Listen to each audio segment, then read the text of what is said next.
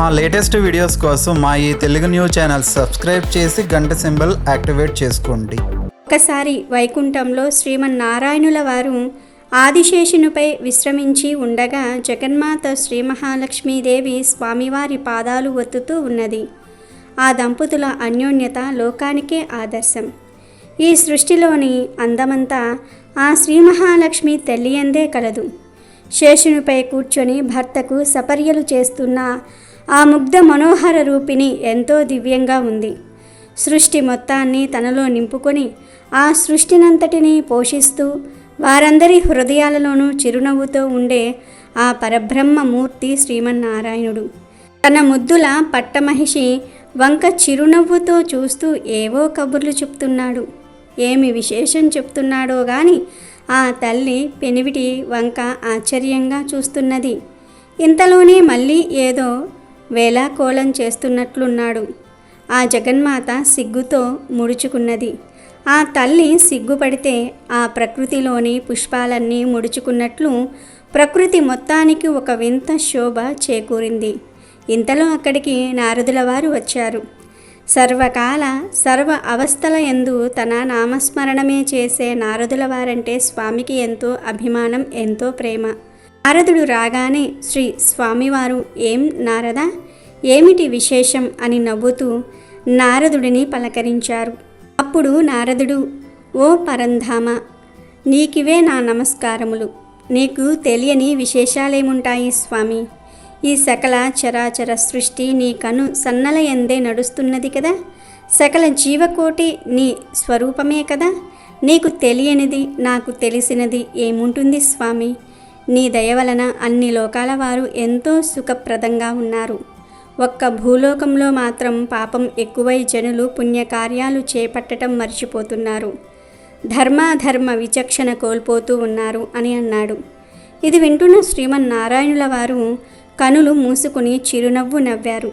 ఆ నవ్వుకు అర్థం ఏమిటో నారదుల వారికి అంతుపట్టలేదు. ఇంతలో శ్రీ మహాలక్ష్మీదేవి కల్పించుకుని, నారద, భూలోకవాసులు ఎందుకు ఇలా ప్రవర్తిస్తూ ఉన్నారు? వారిలో భక్తి, విచక్షణ, జ్ఞానం ఎందుకు పూర్తిగా సన్నగిల్లింది? ఎందుకు వారు సన్మార్గంలో నడవటం లేదు అని ప్రశ్నించింది. అప్పుడు నారదుడు, ఏమో తల్లి, అన్నీ ఆ శ్రీమన్నారాయణుడికే ఎరుక. కానీ ఒకటి మాత్రం నిజం. భూలోకంలో ప్రజలందరూ సంసార సాగరంలో కొట్టుమిట్టాడుతూ అనేక బాధలు పడుతూ ఉన్నారు. వారి బాధలు తగ్గించి వారిని రక్షించమని మిమ్మల్ని వేడుకోవడానికే వచ్చాను అని నారదుల వారు శ్రీ మహాలక్ష్మీదేవితో అన్నారు. ఇలా కాసేపు కబుర్లు చెప్పుకున్న అనంతరం నారదుడు శ్రీ లక్ష్మీనారాయణుల వద్ద సెలవు తీసుకుని లోక సంచారణార్థం సాగిపోయాడు. నారదుడు అలా వెళ్ళాడో లేదో ఒక్కసారి వాతావరణమంతా గంభీరంగా మారింది. ఏదో అవాంతరం రానున్నట్టుగా అనిపించింది. ఇంతలో రుసరుసలాడుతూ కోపంతో ఊగిపోతూ భృగు మహర్షి అక్కడికి ప్రవేశించాడు. వచ్చిందే తడువుగా జగన్నాథుని హృదయంపై తటాలున కాలుతో తన్నాడు. ఒక్కసారిగా జరిగిన ఈ పరిణామానికి జగన్మాత ఉలిక్కి పడింది. కన్నుల ముందు జరిగినది అర్థం కావటం లేదు. శ్రీమన్నారాయణుల వారు మాత్రం జరిగిన దానికి ఏమాత్రం చలించకుండా భృగు మహర్షుల వారి పాదాన్ని చేతిలో తీసుకొని చిరునవ్వుతో, స్వామి, నా హృదయాన్ని తాకిన మీ పాదం ఎంత నొచ్చుకున్నదో చూడండి, ఎంతగా కమిలిపోయిందో గమనించండి అంటూ నెమ్మదిగా ఆ మహర్షి కాళ్ళు పట్టుకుని అహంకారాన్ని అణిగేలాగా చేశాడు. అంతే, మహర్షి తామసం పూర్తిగా తగ్గిపోయింది. అప్పుడు భృగువు, స్వామి, జగన్నాయక, త్రిమూర్తులలో ఉత్తముడవు నీవే. ఆ మహర్షులమందరము భూలోకంలో యజ్ఞం చేస్తూ యజ్ఞఫలం ఎవరికి ఇవ్వాలా అని నిశ్చయించుకోవడానికి నేను బ్రహ్మ, రుద్రుల వద్దకు వెళ్ళగా వారిద్దరూ అహంకారులని, యజ్ఞఫలానికి అర్హులు కారని అనిపించింది. త్రిమూర్తులలో నీవే యజ్ఞఫలానికి అర్హుడవు, నీవే అత్యంత సౌమ్యుడవు. ఓ శ్రీమన్నారాయణ, మేము చేస్తున్న ఈ యజ్ఞఫలానికి ఈ విశ్వంలో నీవు తప్ప మరొకరు అర్హులు కారు అని అన్నాడు. ఇదంతా గమనిస్తున్న శ్రీ మహాలక్ష్మీదేవికి ఎంతో కోపం వచ్చింది. నా నివాస స్థలమైన వక్షస్థలమందు తన్నటమా? ఎంతటి అవమానం! ఎంతటి ఘోరం చేసిన ఆ మహర్షిని స్వామి ఏమీ నిందించకపోవటమా? పైగా అతడి కాళ్ళు పట్టుకుని ఊరడించటమా, ఇంతటి అవమానం నేను భరించలేను అని ఎంతో బాధపడి తక్షణమే వైకుంఠాన్ని విడిచి వెళ్ళిపోయింది. మహాలక్ష్మి లేని వైకుంఠం కళావిహీనమైంది. తనపై అలిగి లక్ష్మి భూలోకానికి వెళ్ళిపోవటంతో శ్రీమన్నారాయణుల వారు ఎంతో బాధపడ్డారు. లక్ష్మి కొరకై భూలోకానికి వెళ్ళి కొండలు గుట్టలు వెతుకుతూ వెంకటాద్రికి చేరుకున్నాడు. తిరిగి ఇక ఓపిక నశించి ఒక చోట చేరి మహాలక్ష్మి కోసం తపస్సులోనికి వెళ్ళిపోయాడు. అలా కొన్ని సంవత్సరాలు ఘోర తపస్సు చేశాడు. స్వామి చుట్టూ పెద్ద పెద్ద పుట్టలు వచ్చాయి, కానీ స్వామి తన తపస్సు మాత్రం మానలేదు. లక్ష్మీ నారాయణులు వైకుంఠం వీడిపోవటంతో వైకుంఠవాసులందరూ కూడా ఎంతో బాధపడ్డారు. దేవతలందరూ జరిగిందంతా తెలుసుకుని ఎంతో చింతించారు. బ్రహ్మదేవుడు మహేశ్వరుని వద్దకు వెళ్ళి ఇలా అన్నాడు: ఓ పరమేశ్వర, మన ప్రియ సఖుడు శ్రీమన్నారాయణుని గమనించావా?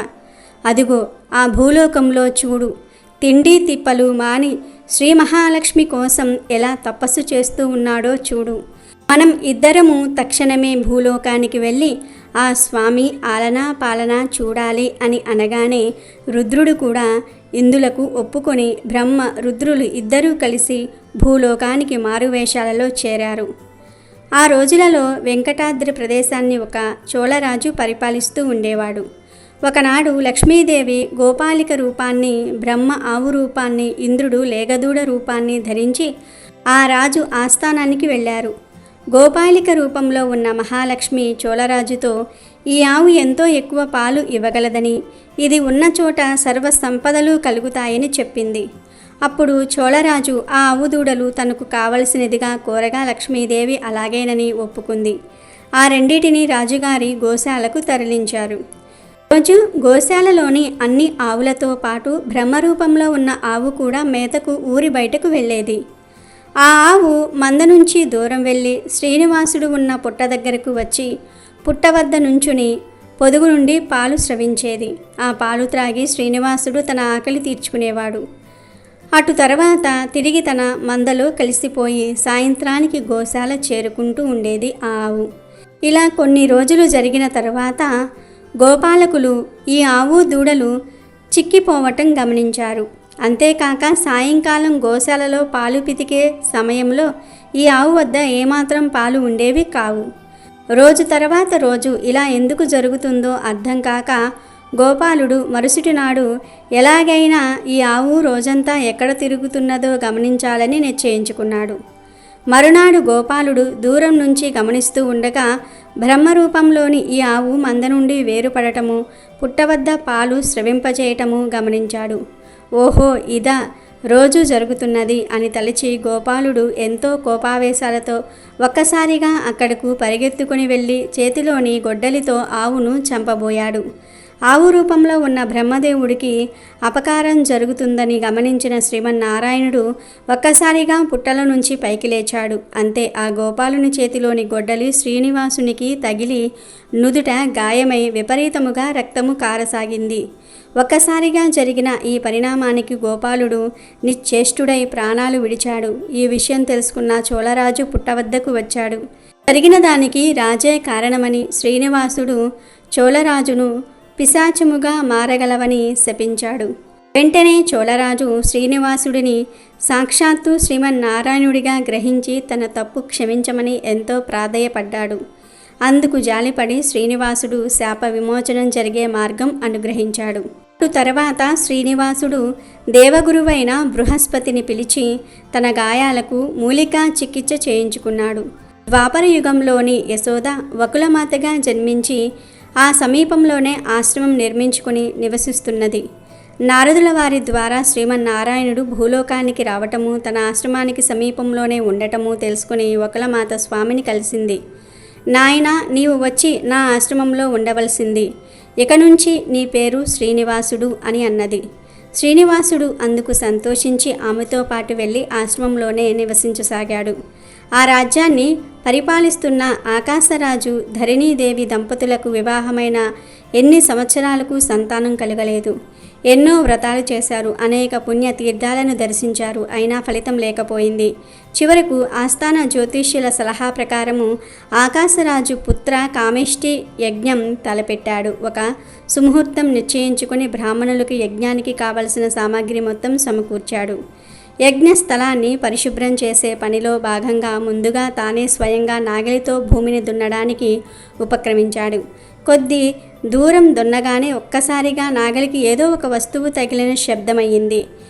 ఏమై ఉంటుందా అని ఆశ్చర్యంతో తవ్వి చూడగా ఒక సువర్ణ ఖచ్చితమైన పెట్టె కనపడింది. ఆకాశరాజు వెంటనే భార్య ధరణీదేవిని పిలిచి ఆ పెట్టె తెరిచి చూశాడు. అయితే ఆ దంపతులకు ఎంతో ఆశ్చర్యం కలిగింది. ఆ పెట్టెలో సహస్రదళ కమలాల మధ్య దివ్య తేజస్సుతో మెరిసిపోతూ ఒక పసిపాప కనిపించింది. ఇంతలో ఆకాశవాణి ఇలా పలికింది, ఓ రాజా, ఈ పసిపాపను సామాన్య బాలికగా భావించవద్దు. ఈమె సాక్షాత్తు లక్ష్మీదేవి అంశతో జన్మించినది. ఈమె వలన మీ దంపతుల జన్మ ధన్యమయ్యింది. ఈ బాలిక ముందు ముందు నీకు అఖండ కీర్తిని తీసుకురాగలదు. ఈ శిశువు వలన నీ వంశంలోని ముందు వెనుక తరాల వారందరూ కూడా తరించెదరు అని పలికింది. అప్పుడు ఆకాశరాజు దంపతులు మిక్కిలి ఆనందంతో యజ్ఞం పూర్తి చేసి ఆ పాపను అంతఃపురానికి తీసుకుని వెళ్ళి పద్మావతి అని నామకరణం గావించారు. పద్మావతి లభించిన శుభ విశేషం చేత ఆ దంపతులకు అనతి కాలంలోనే మగపిల్లవాడు జన్మించాడు. ఆ బాలునికి వసు నారాయణుడని నామకరణం గావించారు. పద్మావతి వసు నారాయణులిద్దరూ అల్లారు ముద్దుగా ఆడుతూ పాడుతూ పెరిగి పెద్దయ్యారు. పద్మావతి అతిలోక సౌందర్యవతిగా రూపుదిద్దుకున్నది. రతీదేవి యొక్క అందము, సరస్వతి వంటి విద్యా విజ్ఞానాలు, గౌరీదేవి వంటి వర్చస్సు, లక్ష్మీదేవి యొక్క తేజస్సు, అలంకారం కలిగి జగత్తులోనే అద్భుత సౌందర్య రాశిగా అలరారసాగింది. ఒకనాడు నారద మునీశ్వరుడు లోక విహారం చేస్తూ ఆ రాజ్యానికి వచ్చి ఆకాశరాజు ధరణీదేవి దంపతుల వద్దకు వచ్చాడు.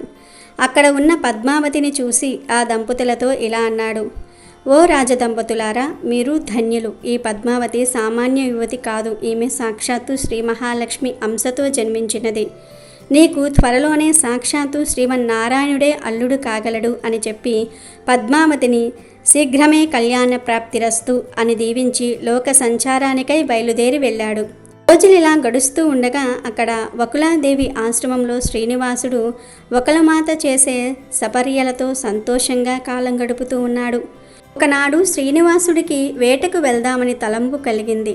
ఈ మాటే తల్లితో చెప్పగా వకులాదేవి శ్రీనివాసునితో, నాయనా, నీవు అతి సుకుమారివి. క్రూర మృగాలతో వేట చాలా ప్రమాదంతో కూడినది. వెళ్ళవద్దు నాయనా అని వారించింది. అందుకు శ్రీనివాసుడు, తల్లి, నీవేమీ చింతించవద్దు. ఆ మృగాలు నన్నేమీ చేయలేవు. నేను చక్కగా వేటాడి తిరిగి వస్తాను అని చెప్పి వకులమాత వద్ద సెలవు తీసుకుని వేటకు వెళ్ళాడు. కొంతసేపు వేటాడిన తర్వాత అలసిన శ్రీనివాసుడు సమీపంలో ఒక కొలను కనిపించటంతో కాసిన్ని నీళ్లు త్రాగి ముఖము కడుక్కొని కాసేపు పక్కనే ఉన్న వనంలో విశ్రమించాడు. ఇంతలో శ్రీనివాసునికి ఒక్కసారిగా కిలకిలమంటూ నవ్వులు వినబడ్డాయి.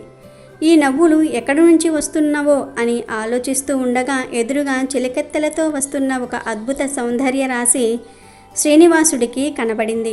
ఆమె మరెవరూ కాదు, ఇష్ట శకులతో వన విహారానికై వచ్చిన రాకుమార్తె పద్మావతియే. పద్మావతి సౌందర్యానికి శ్రీనివాసునికి నోటమాట రాలేదు. పద్మావతి కూడా ఒక్కసారి శ్రీనివాసుని అద్భుత తేజస్సుకు ఆశ్చర్యపడి కనులింతగా చేసుకుని చూసింది. ఇంతలో వర పురుషుని ఈ విధంగా చూడటమా అని మనస్సులో తలంపు వచ్చినదై వెంటనే ముఖమును పక్కకు తిప్పుకున్నది. శ్రీనివాసుడు నెమ్మదిగా వారిని సమీపించి, ఓ సుందరి, నీవెవరువు? జగత్తులోని సౌందర్యమంతా నీలోనే ఉన్నది. నీవు నన్నెంతో ఆకర్షించితివి. నిన్ను భారీగా చేపట్టని ఎడల నా జీవితము వ్యర్థమని తోచుచున్నది. నీ తల్లిదండ్రులు ఎవరు? వారిని తక్షణమే కలిసి ఈ విషయం మాట్లాడి నిన్ను వివాహమాడ నిశ్చయించాను. ఈ నిర్ణయం తిరిగిలేనిది. నిన్ను తప్ప వేరే కన్యను వివాహమాడను అని అన్నాడు. అప్పుడు పద్మావతి చెలికత్తెలు శ్రీనివాసునితే, నీవెవరివి? ఎక్కడ నుంచి వచ్చావు? నీ మాటలకు ఏమైనా అర్థమున్నదా? ఈమె ఎవరనుకుంటున్నావు? ఈమె ఈ దేశాన్ని ఏలుతున్న ఆకాశరాజు ప్రియ పుత్రిక పద్మావతి. సామాన్యుడిపైన నీవెక్కడ? రాజకుమార్తె ఈమెక్కడ? ఈమెను వివాహం ఆడే ఆలోచన మానుకుని తక్షణమే నీ ఇంటికి వెళ్ళవలసింది అని చెప్పి అక్కడి నుండి అందరూ వెళ్ళిపోయారు. సకులతో కలిసి వెళ్ళిపోతూ పద్మావతి ఒక్కసారిగా వెనుకకు తిరిగి శ్రీనివాసుని క్రీంకంట చూసింది. ఆ చూపుతో శ్రీనివాసుడు మరింత ఉబ్బి తబ్బిబ్బయ్యాడు. ఆశ్రమానికి చేరిన శ్రీనివాసుడు వకులమాతకు జరిగిన విషయమంతా వివరించాడు. పద్మావతిని తప్ప వేరెవరినీ వివాహమాడనని చెప్పాడు. అందుకు వకులమాత శ్రీనివాసునితో, నాయన, అతి సామాన్యులమైన మనమెక్కడ? ఎక్కడో అంతఃపురంలో నివసించే ఆ పద్మావతి ఎక్కడ? దయచేసి ఆ ఆలోచనను విరమించు నాయన అన్నది. ఆయన శ్రీనివాసుడు వినలేదు. పద్మావతిని తప్ప వేరే కన్యను వివాహమాడే ప్రసక్తి లేదన్నాడు. అక్కడ అంతఃపురంలో పద్మావతి పరిస్థితి కూడా ఇలాగే ఉన్నది. ఉద్యానవనంలో శ్రీనివాసును చూసిన రాత్రి ఆమె కంటికి కునుకులేదు. రాత్రంతా శ్రీనివాసుని రూపమే కనుల ఎదుట కనిపించసాగింది. నిద్రలేమితో అలసటగా ఉన్న రాకుమార్తెను ఉదయం చూసిన తల్లి ధరణి దేవికి పద్మావతి ఎందుకు ఇలా ఉన్నదో అర్థం కాలేదు. పద్మావతి మాత్రం తల్లి ఎంతగా అడిగినా కూడా కారణం చెప్పలేదు. రోజురోజుకి పద్మావతి విరహ వేదన ఎక్కువ కాసాగింది. ఏ ఆహారము తినబుద్ధి కావటం లేదు. ఆటపాటలన్నీ మానివేసింది. ఏ విషయం మీదికి మనసు పోవటం లేదు. ఎల్లప్పుడూ శ్రీనివాసుడే మదిలో మెదులుతూ ఉన్నాడు. మనసులో ఒక్కటే ఆలోచన. తల్లిదండ్రులకు ఈ విషయం చెప్తే సామాన్యుడైన ఒకరికి తననిచ్చి వివాహం చేయడానికి ఏమాత్రం ఒప్పుకోరని తలచింది. అందుకే అటు శ్రీనివాసుని మరవలేక ఇటు తల్లిదండ్రులకు ఈ విషయం చెప్పలేక ఎంతో మదనపడుతూ నిద్ర ఆరాలు మానివేసి రోజురోజుకి కృంగి కృషించసాగింది. ఆకాశరాజు దంపతులకు ఏమీ తోచట్లేదు. ఎంతోమంది గొప్ప వైద్యులను పిలిపించి అనేక విధాల ప్రయత్నం చేశారు. అయినా పద్మావతిలో ఏమాత్రం మార్పు రాలేదు. ఒకనాడు అంతఃపురానికి ఒక ఎరుకల సాని వచ్చింది. ఈమె ఎవరో కాదు, మారువేషంలో వచ్చిన శ్రీనివాసుడే. ఎరుకల సాని సొంతి చెప్తూ ఉంటే ఆమెలో ఏదో శక్తి ఉన్నట్లు అంతఃపురంలోని వారికి అనిపించింది. వారు వెంటనే ఆమెను ధరణీదేవి వద్దకు తీసుకుని వెళ్ళారు. ధరణీదేవితో ఎరుకల సాని, అమ్మ, నేను ఉన్నది ఉన్నట్లు చెప్తాను. చెప్పింది చెప్పినట్లే జరుగుతుంది. నీ ఇంటిలో శాంతి లేదు. ఏదో బాధ నీ మనసును కలవరపెడుతున్నది అన్నది. వెంటనే ధరణీదేవి, చూడు తల్లి, నీలో ఏ శక్తి ఉన్నదో గాని నీ మాటలు ఎంతో ఆకట్టుకుంటున్నాయి. నీవు చెప్పింది నిజం. మా ఎవ్వరికీ ప్రశాంతత లేదు. మా కుమార్తె పద్మావతికి ఏదో వింత వ్యాధి పట్టుకున్నది. ఇది ఎవరికీ అర్థం కావట్లేదు. నీవే చెప్పాలి అన్నది. ఇంతలో పద్మావతిని అక్కడకు తీసుకురాగానే ఎరుకల సాని రూపంలో ఉన్న శ్రీనివాసుడు ఇలా చెప్పసాగాడు. ఓ తల్లి, నువ్వు ఒక పిల్లవాని మీద మనసు పడ్డావు. అడవిలో కనపడ్డాడు. అతడు సామాన్యుడు కాదే తల్లి, ఆ శ్రీ మహావిష్ణువే. ఆయన్ని నువ్వు వలచావు. నీ పెళ్ళి తప్పకుండా ఆయనతోనే అవుతుంది. నువ్వు కలకాలం సుఖంగా ఉంటావు. నీ కోరిక తీరుతుందే తల్లి అని చెప్పింది. ఈ మాటలు విన్న ధరణీదేవి ఆశ్చర్యపోయింది. ఇదా విషయం అని పద్మావతిని అడుగగా ఎరుకల సాని చెప్పిందంతా నిజమేనని చెప్పింది. ధరణీదేవి ఎరుకల సానికి ఎన్నో బహుమానాలు ఇచ్చి పంపింది. ఆమె వెళ్ళిన కాసేపటికి వకులాదేవి అంతఃపురానికి వచ్చింది. తను శ్రీనివాసుని తల్లిని, తన కుమారుడు పద్మావతిని వరించాడని చెప్పింది. ధరణీదేవి ఎంతో సంతోషించి భర్త ఆకాశరాజును పిలిచి జరిగిన విషయమంతా కూడా చెప్పింది. ఆకాశరాజు సాక్షాత్తు శ్రీమన్నారాయణుడే తన అల్లుడు కాబోతూ ఉన్నందుకు ఎంతో సంతోషించాడు. వకులాదేవి కూడా ఎంతో సంతోషించి ఆ దంపతుల వద్ద సెలవు తీసుకుని తన ఆశ్రమానికి వెళ్ళింది. ఇక ఆకాశరాజు ధరణీదేవి దంపతుల ఆనందానికి అవధులు లేవు. ఈ ప్రపంచంలో అందరికీ ఇంతటి భాగ్యం లభించగలదు. ఎన్ని కోట్ల జన్మల పుణ్యఫలమో కదా. సాక్షాత్తు శ్రీమన్నారాయణ్ణి అల్లునిగా పొందగలిగే భాగ్యం ఎంతమందికి కలుగుతుంది? మా జన్మ ధన్యమయ్యింది. ఓ శ్రీమన్నారాయణుడా, ఇంతటి భాగ్యం అనుగ్రహించిన నీకివే మా నమస్కారములు. ఓ శ్రీ మహాలక్ష్మి, ఈ ప్రపంచంలోని సర్వ ఐశ్వర్యాలకు నిలయమైన నిన్ను కుమార్తెగా పొందిన మేము ఎంతటి అదృష్టవంతులము తల్లి అని ఎంతో సంతోషపడ్డారు. ఆకాశరాజు దంపతులు వారి గురువైన సుఖ మహర్షికి కబురు పంపించగా ఆ మహర్షి వెంటనే రాజప్రసాదానికి వచ్చాడు. మహర్షుల వారికి సకల సపర్యలు గావించి జరిగిన విషయములన్నీ కూడా వివరంగా చెప్పారు. అప్పుడు సుక మహర్షి ఆ దంపతులతో ఇలా అన్నాడు: ఓ రాజదంపతులారా, దివ్య దృష్టితో నాకు అన్ని విషయములు తెలిసినవి. సాక్షాత్తు శ్రీ లక్ష్మీ నారాయణులనే కుమార్తె అల్లుడిగా పొందిన మీ భాగ్యమెంతని వర్ణించగలను. ఎన్నో కోట్ల సంవత్సరాల తపస్సు చేతగాని ఆ స్వామి దర్శనమే సాధ్యపడదే. అటువంటిది మీరు ఆ జగత్ కళ్యాణ చక్రవర్తినే అల్లునిగా పొందుతున్నారు. ఆహా, ఎంతటి అదృష్టవంతులు! ఈ పుణ్యం చేత ఈ దేశంలోని ప్రజలందరూ ఆ జగన్నాథుడు జగన్మాతల కళ్యాణం దర్శించే భాగ్యం పొందబోతూ ఉన్నారు. మీ దేశంలోని ప్రజలందరూ ఎంతో అదృష్టవంతులు అని చెప్పాడు. ఇప్పుడు ఆకాశరాజు దేవగురువైన బృహస్పతిని మనస్సులో ప్రార్థించగా ఆ మహర్షి వెంటనే ప్రత్యక్షమైనాడు. అప్పుడు బృహస్పతి మహర్షులు ఇరువురు సుకల ప్రశ్నలు వేసుకుని శ్రీ లక్ష్మీ నారాయణుల వివాహం గురించి తెలుసుకుని ఎంతో సంతోషించారు.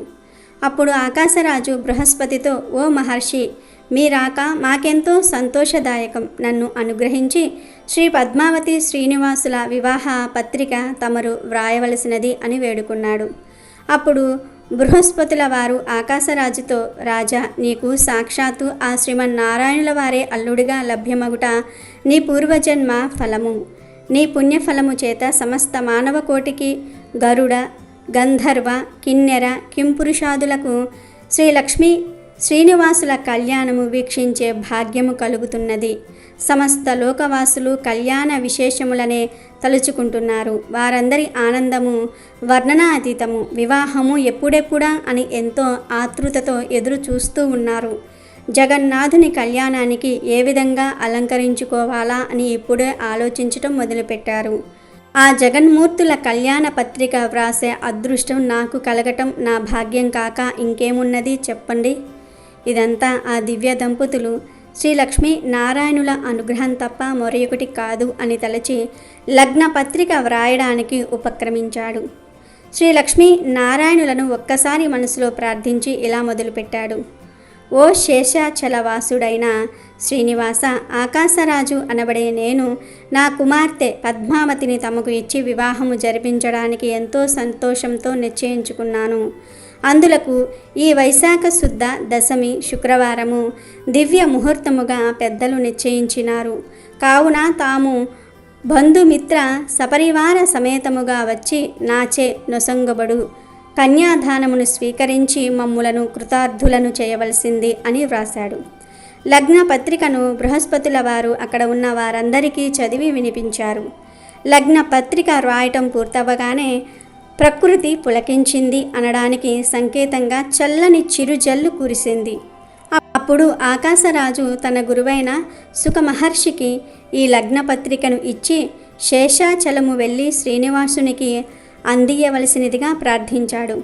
అప్పుడా సుఖమహర్షి, ఓ రాజా, ఇంతకు మించిన అదృష్టమేమున్నది?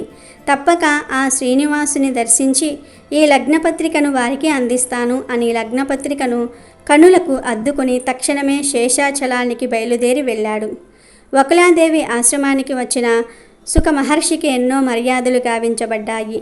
కాసేపు విశ్రమించిన తర్వాత సుఖమహర్షి తాను తీసుకువచ్చిన లగ్నపత్రికను ఒక్కసారి కన్నులకు అద్దుకుని శ్రీనివాసునికి అందించాడు. శ్రీనివాసుడు లగ్నపత్రికలోని విశేషములన్నీ చదివి ఎంతో ఆనందించి తన ప్రత్యుత్తరాన్ని ఈ విధంగా రాసి శుకునికి అందించాడు. ఓ మహారాజా, నీవు రాసిన లేఖను అందుకుంటిని. నీ కుమార్తె పద్మావతిని నా భార్యగా స్వీకరించుట నాకెంతో సంతోషదాయకము. మేమిద్దరము బహుదానంద పడితిమి. నేను బంధుమిత్రులతో కూడి వచ్చి నీ కుమార్తె పద్మావతిని తప్పక ఆనందంతో స్వీకరించెదనని మనవి చేసుకుంటున్నాను అని ఈ విధంగా రాశాడు.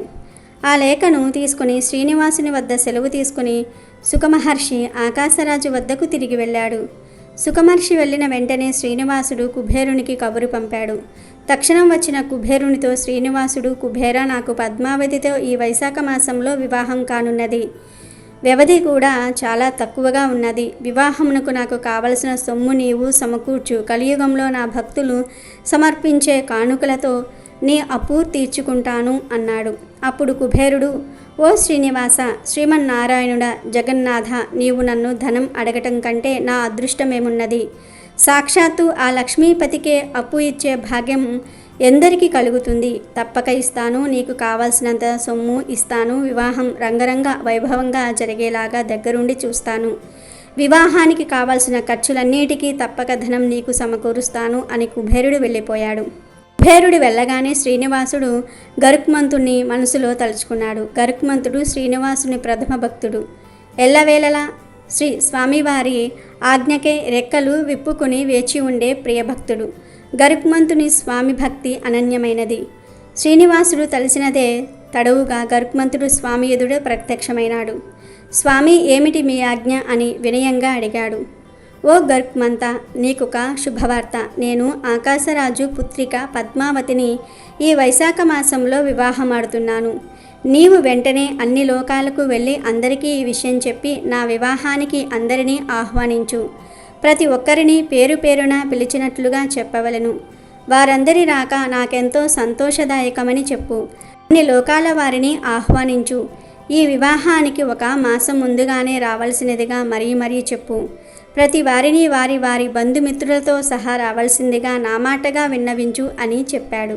ఇప్పుడు గరుత్మంతుడు, స్వామి పరంధామ పరమపురుష, ఈ వివాహము ఈ జగత్ అంతటికీ మహదానందమైనది. శ్రీ లక్ష్మీ నారాయణుల వివాహం కనులారా గాంచే వారి అదృష్టం ఏమని చెప్పగలను. మీ దివ్య దంపతుల వివాహం చూసిన వారి అదృష్టము, ఈ వివాహ విశేషాలని వినేవారి అదృష్టము ఇంత అంత అని చెప్పలేనిది. మీ దంపతుల వివాహ విశేషాలను తెలుసుకున్న వారి మునుపటి జన్మల పాపాలన్నీ కూడా తక్షణం పటాపంచలవుతాయి. ఈ వివాహ విశేషాలు విన్న వారి కోరికలన్నీ కూడా సత్వరం తీరుతాయి. వారికి సర్వ సౌభాగ్యాలు సమకూరుతాయి. మీ ఆనతి ప్రకారం నేను తక్షణం అన్ని లోకాలు వెళ్ళి అందరినీ ఆహ్వానించి వస్తాను అని స్వామివారి దగ్గర సెలవు తీసుకొని బయలుదేరి వెళ్ళిపోయాడు. గరుత్మంతుడు ముందుగా కైలాసానికి వెళ్ళి మహావిష్ణువుని దర్శనం చేసుకున్నాడు. గరుత్మంతుడు వచ్చేసరికి ఆది దంపతులిద్దరూ ఏదో విషయమై నవ్వుతూ ముచ్చడించుకుంటూ ఉన్నారు. గరుత్మంతుడు వెళ్ళి వారికి నమస్కరించి వినయంగా నుంచుని ఉన్నాడు. అప్పుడు శివపార్వతులు, ఓ గరుత్మంత, ఏమిటి విశేషం? భూలోకంలో స్వామివారి విశేషాలేమైనా తెలిసినాయా? వెంకటాచలంపై ఉన్న శ్రీనివాసుని విశేషాలేమిటి అని అన్నారు. అప్పుడు గరుత్మంతుడు వారితో, దివ్య దంపతులారా, మీకివే నా నమస్కారములు. ఈ విశ్వంలో మీకు తెలియని విశేషాలేముంటాయి చెప్పండి. ఆది దంపతులు, మీకు సర్వం ఎరుకయే కదా. స్వామి శ్రీనివాసునికి ఆకాశరాజు పుత్రిక పద్మావతికి పెళ్లి నిశ్చయమైంది. శ్రీనివాసుడు మిమ్మల్ని సపరివార సమేతంగా తన వివాహానికి రమ్మనవలసిందిగా ఆహ్వానించారు. వైశాఖ శుద్ధ దశమి నాడు జరిగే వివాహానికి మీరు తప్పక రావాల్సింది అని అన్నాడు. అప్పుడు పార్వతి గరుత్మంతునితో, వైనతేయ, ఎంత చక్కటి వార్త చెప్పావు. ఇదిగో నీకీ బహుమానం అని తన పక్కనే ఉన్న ఫలాలు ఇచ్చి ఇలా అన్నది. ఓ గరుత్మంత, ఎంతటి తీయటి వార్త చెప్పావు. లక్ష్మీ నారాయణుల వివాహం భూలోకంలో శేషాచలంపై అద్భుతంగా జరుగుతుందన్నందుకు చాలా సంతోషం. నా సోదరి పద్మావతిని నేనే దగ్గరుండి స్వయంగా పెళ్లి కూతురిగా అలంకరిస్తాను. ఓ నాథ, మీరు మీ ప్రియ సఖుడు శ్రీమన్నారాయణుల వారిని పెండ్లు కుమారునిగా అలంకరించండి. సృష్టిలో ఉన్న ఐశ్వర్యమంతా మా పద్మావతిదే కదా. అద్భుత సౌందర్య రాశి అయిన ఆమె తమను ఎప్పుడెప్పుడు దర్శిస్తుందా అని శతకోటి దివ్య ఆభరణాలు ఎంతో ఆత్రంగా ఎదురు చూస్తూ ఉన్నాయి. వీటిల్లో వేటికి ఆ భాగ్యం కలుగుతుందో కదా. ఎప్పటిదాకానో ఎందుకు రేపా బయలుదేరి మేమందరం శేషాచలానికి వస్తాము. రేపటి నుండే ప్రతిరోజు నారాయణపురం వెళ్ళి పద్మావతిని రోజుకొక రీతిగా అలంకరిస్తాము. ఈ సమస్త జీవకోటి ఈ మధుర క్షణాలకే కదా ఎదురు చూస్తున్నది అని అన్నది. గరుత్మంతుడు వారి వద్ద నుంచి సెలవు తీసుకుని బ్రహ్మలోకానికి బయలుదేరి బ్రహ్మదేవుణ్ణి కలిసి శ్రీనివాసుని వివాహ విషయం చెప్పాడు.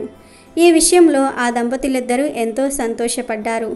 ఓ వైనదేయ, ఎంత చల్లని వార్త చెప్పావు. శ్రీ లక్ష్మీ నారాయణుల వివాహానికి రావడానికి మించిన ఆనందం మరేమింటుంది. మేమిద్దరము బంధుమిత్ర సపరివారంగా వివాహానికి వస్తున్నట్లుగా శ్రీనివాసునికి చెప్పవలసింది అని బ్రహ్మదేవుడు అన్నాడు. అప్పుడు సరస్వతీదేవి, ఓ గరుత్మంత, మా సోదరి లక్ష్మీదేవిని నేను గౌరి దగ్గరుండి మరీ అలంకరిస్తాము అని అన్నది. గరుత్మంతుడు వారి వద్ద సెలవు తీసుకుని ఇంద్రలోకానికి వెళ్ళి ఇంద్రుణ్ణి కలిశాడు. ఇంద్రుని వద్దకు వచ్చిన గరుత్మంతుడు మహేంద్రునితో, ఓ మహేంద్ర, శ్రీ పద్మావతి శ్రీనివాసుల వివాహం ఈ వైశాఖ శుద్ధ దశమి నాడు భూలోకంలో నారాయణపురంలో అంగరంగ వైభవంగా జరుగుతున్నది. నీవు నీ సపరివార సమేతంగా వివాహానికి రావాల్సింది అని చెప్పాడు. అప్పుడు ఇంద్రుడు ఎంతో సంతోషపడి, ఓ గరుత్మంత, తప్పక వచ్చేదనని శ్రీమన్నారాయణుడికి విన్నవించమని చెప్పెను. శ్రీ లక్ష్మీ నారాయణుల వివాహాన్ని కనులారా దర్శించడానికి మించిన భాగ్యం ఏముంటుంది? ఊర్వశి, మేనక, తిలోత్తమ మొదలైన దేవకన్యలందరూ కూడా తమ తమ నాట్యాలతో వివాహానికి వచ్చిన అతిథులందరినీ కూడా అలరిస్తారు. ఈ వివాహం ఈ సృష్టి ఉన్నంత వరకు అందరూ తలుచుకునేలాగా అద్భుతంగా జరుగుతుంది అన్నాడు. ఇంద్రుని వద్ద సెలవు తీసుకుని గరుత్మంతుడు దేవతల శిల్పి విశ్వకర్మ వద్దకు వెళ్ళాడు. విశ్వకర్మ, నీకొక శుభవార్త తీసుకువచ్చాను. వైకుంఠవాసుడైన శ్రీమన్నారాయణుడు భూలోకంలో శ్రీనివాసునిగా ఉన్న విషయం నీకు తెలిసినదే కదా. శ్రీనివాసునికి ఈ వైశాఖ మాసంలో సాక్షాత్తు లక్ష్మీ స్వరూపురాలైన పద్మావతితో వివాహం కానున్నది. ఈ వివాహానికి సకల దేవతా గణము, సకల ముని గణము, సిద్ధి, కిన్నెర, కింపురుష గణములు రానున్నవి.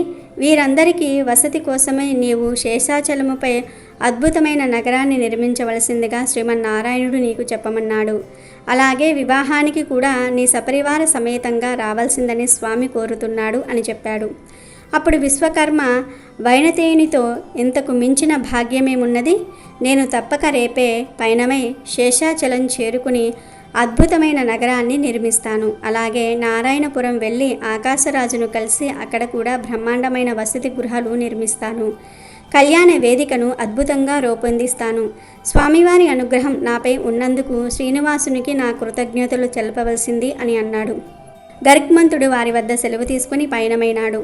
అక్కడి నుంచి గరుత్మంతుడు మిగిలిన అష్టదిక్పాలకులను, నవగ్రహ దేవతలను కలిసి శ్రీనివాసుని కళ్యాణానికి రావాల్సిందిగా ఆహ్వానించాడు. వారందరూ కూడా ఎంతో ఆనందపడి శ్రీ పద్మావతి శ్రీనివాసుల కళ్యాణానికి తాము తప్పక వస్తామని చెప్పారు. కైలాసంలో పార్వతీ పరమేశ్వర్లు శ్రీనివాసుని కళ్యాణం గురించి ముచ్చడించుకుంటూ ఉండగా అక్కడికి చతుర్ముఖ బ్రహ్మ సరస్వతితో సహా వచ్చాడు. వస్తూ, ఓ పరమేశ్వర, శుభవార్త విన్నావు కదా. మనం నారాయణునికి లక్ష్మీ స్వరూపురాలైన పద్మావతికి వివాహం. మనం ముందుగా వెళ్ళి శ్రీ లక్ష్మీ నారాయణుల వివాహాన్ని అంగరంగ వైభవంగా జరిపించాలి. మీరెప్పుడు వెళ్తున్నారో చెప్తే ఆనాడే మేము కూడా మీతో కలిసి వస్తాము అన్నాడు. అప్పుడు గౌరీదేవి సరస్వతితో, అక్క, నీ రాక మాకెంతో సంతోషము. శ్రీనివాసుని కళ్యాణ బాధ్యత అంతా మనదే. ఇదంతా మన ఇంట్లో శుభకార్యమే కదా. ఈ సృష్టి మొత్తం ఆశ్చర్యపోయేలా, అత్యంత మహదానందపడేలా, ఎంతో కమనీయముగా, కన్నుల పండుగగా మనం శ్రీ పద్మావతి శ్రీనివాసుల కళ్యాణం జరిపిద్దాము. అక్కడ దేనికి లోటు రాకుండా ఎప్పటికీ అందరూ తలుచుకునేలా ఈ కళ్యాణాన్ని జరిపిద్దాము అన్నది. ఇంతలో అక్కడికి అష్టదిక్పాలకులు, నవగ్రహ దేవతలు వచ్చారు. అప్పుడు వారితో పరమేశ్వరుడు, ఓ దిక్పాలకులారా, నవగ్రహ దేవతలారా, మన శ్రీమన్నారాయణుడు పెండ్లి కుమారుడు కాబోతూ ఉన్నాడు. మన మహాలక్ష్మి పెండ్లి కుమార్తె కాబోతున్నది. వీరిరువురి కళ్యాణం ఈ జగత్తుకే కళ్యాణం కాబట్టి మీరందరూ వివాహానికి ముందుగా శేషాచలం వెళ్ళి అన్ని ఏర్పాట్లను దగ్గరుండి చూడవలసింది అన్నాడు. అప్పుడు ఇంద్రుడు, ఓ పరమేశ్వర, తప్పక అలాగే జరిపిస్తాము. ఇందుకు మించిన ఆనందం మాకేముంటుంది? జగన్నాథుని కళ్యాణానికి మా వంతు సహాయ సహకారములు తప్పక అందిస్తాము. ఇది మా భాగ్యంగా తలుస్తాము. అతిథులందరికీ అద్భుతమైన ఏర్పాట్లు చేస్తాము అన్నాడు. అప్పుడు వాయుదేవుడు, ఓ బ్రహ్మ, ఈశ్వర్లారా, మీకివే నా నమస్కారములు. పద్మావతి శ్రీనివాసుల కళ్యాణం జరిగే రోజుకు ముందు 2 మాసాల నుంచే భూలోకమంతా చల్లని గాలులు ఆహ్లాదకరంగా వీచేలాగా చూస్తాను. అతిథులందరికీ చల్లటి వాతావరణం కల్పిస్తాను అని అన్నాడు.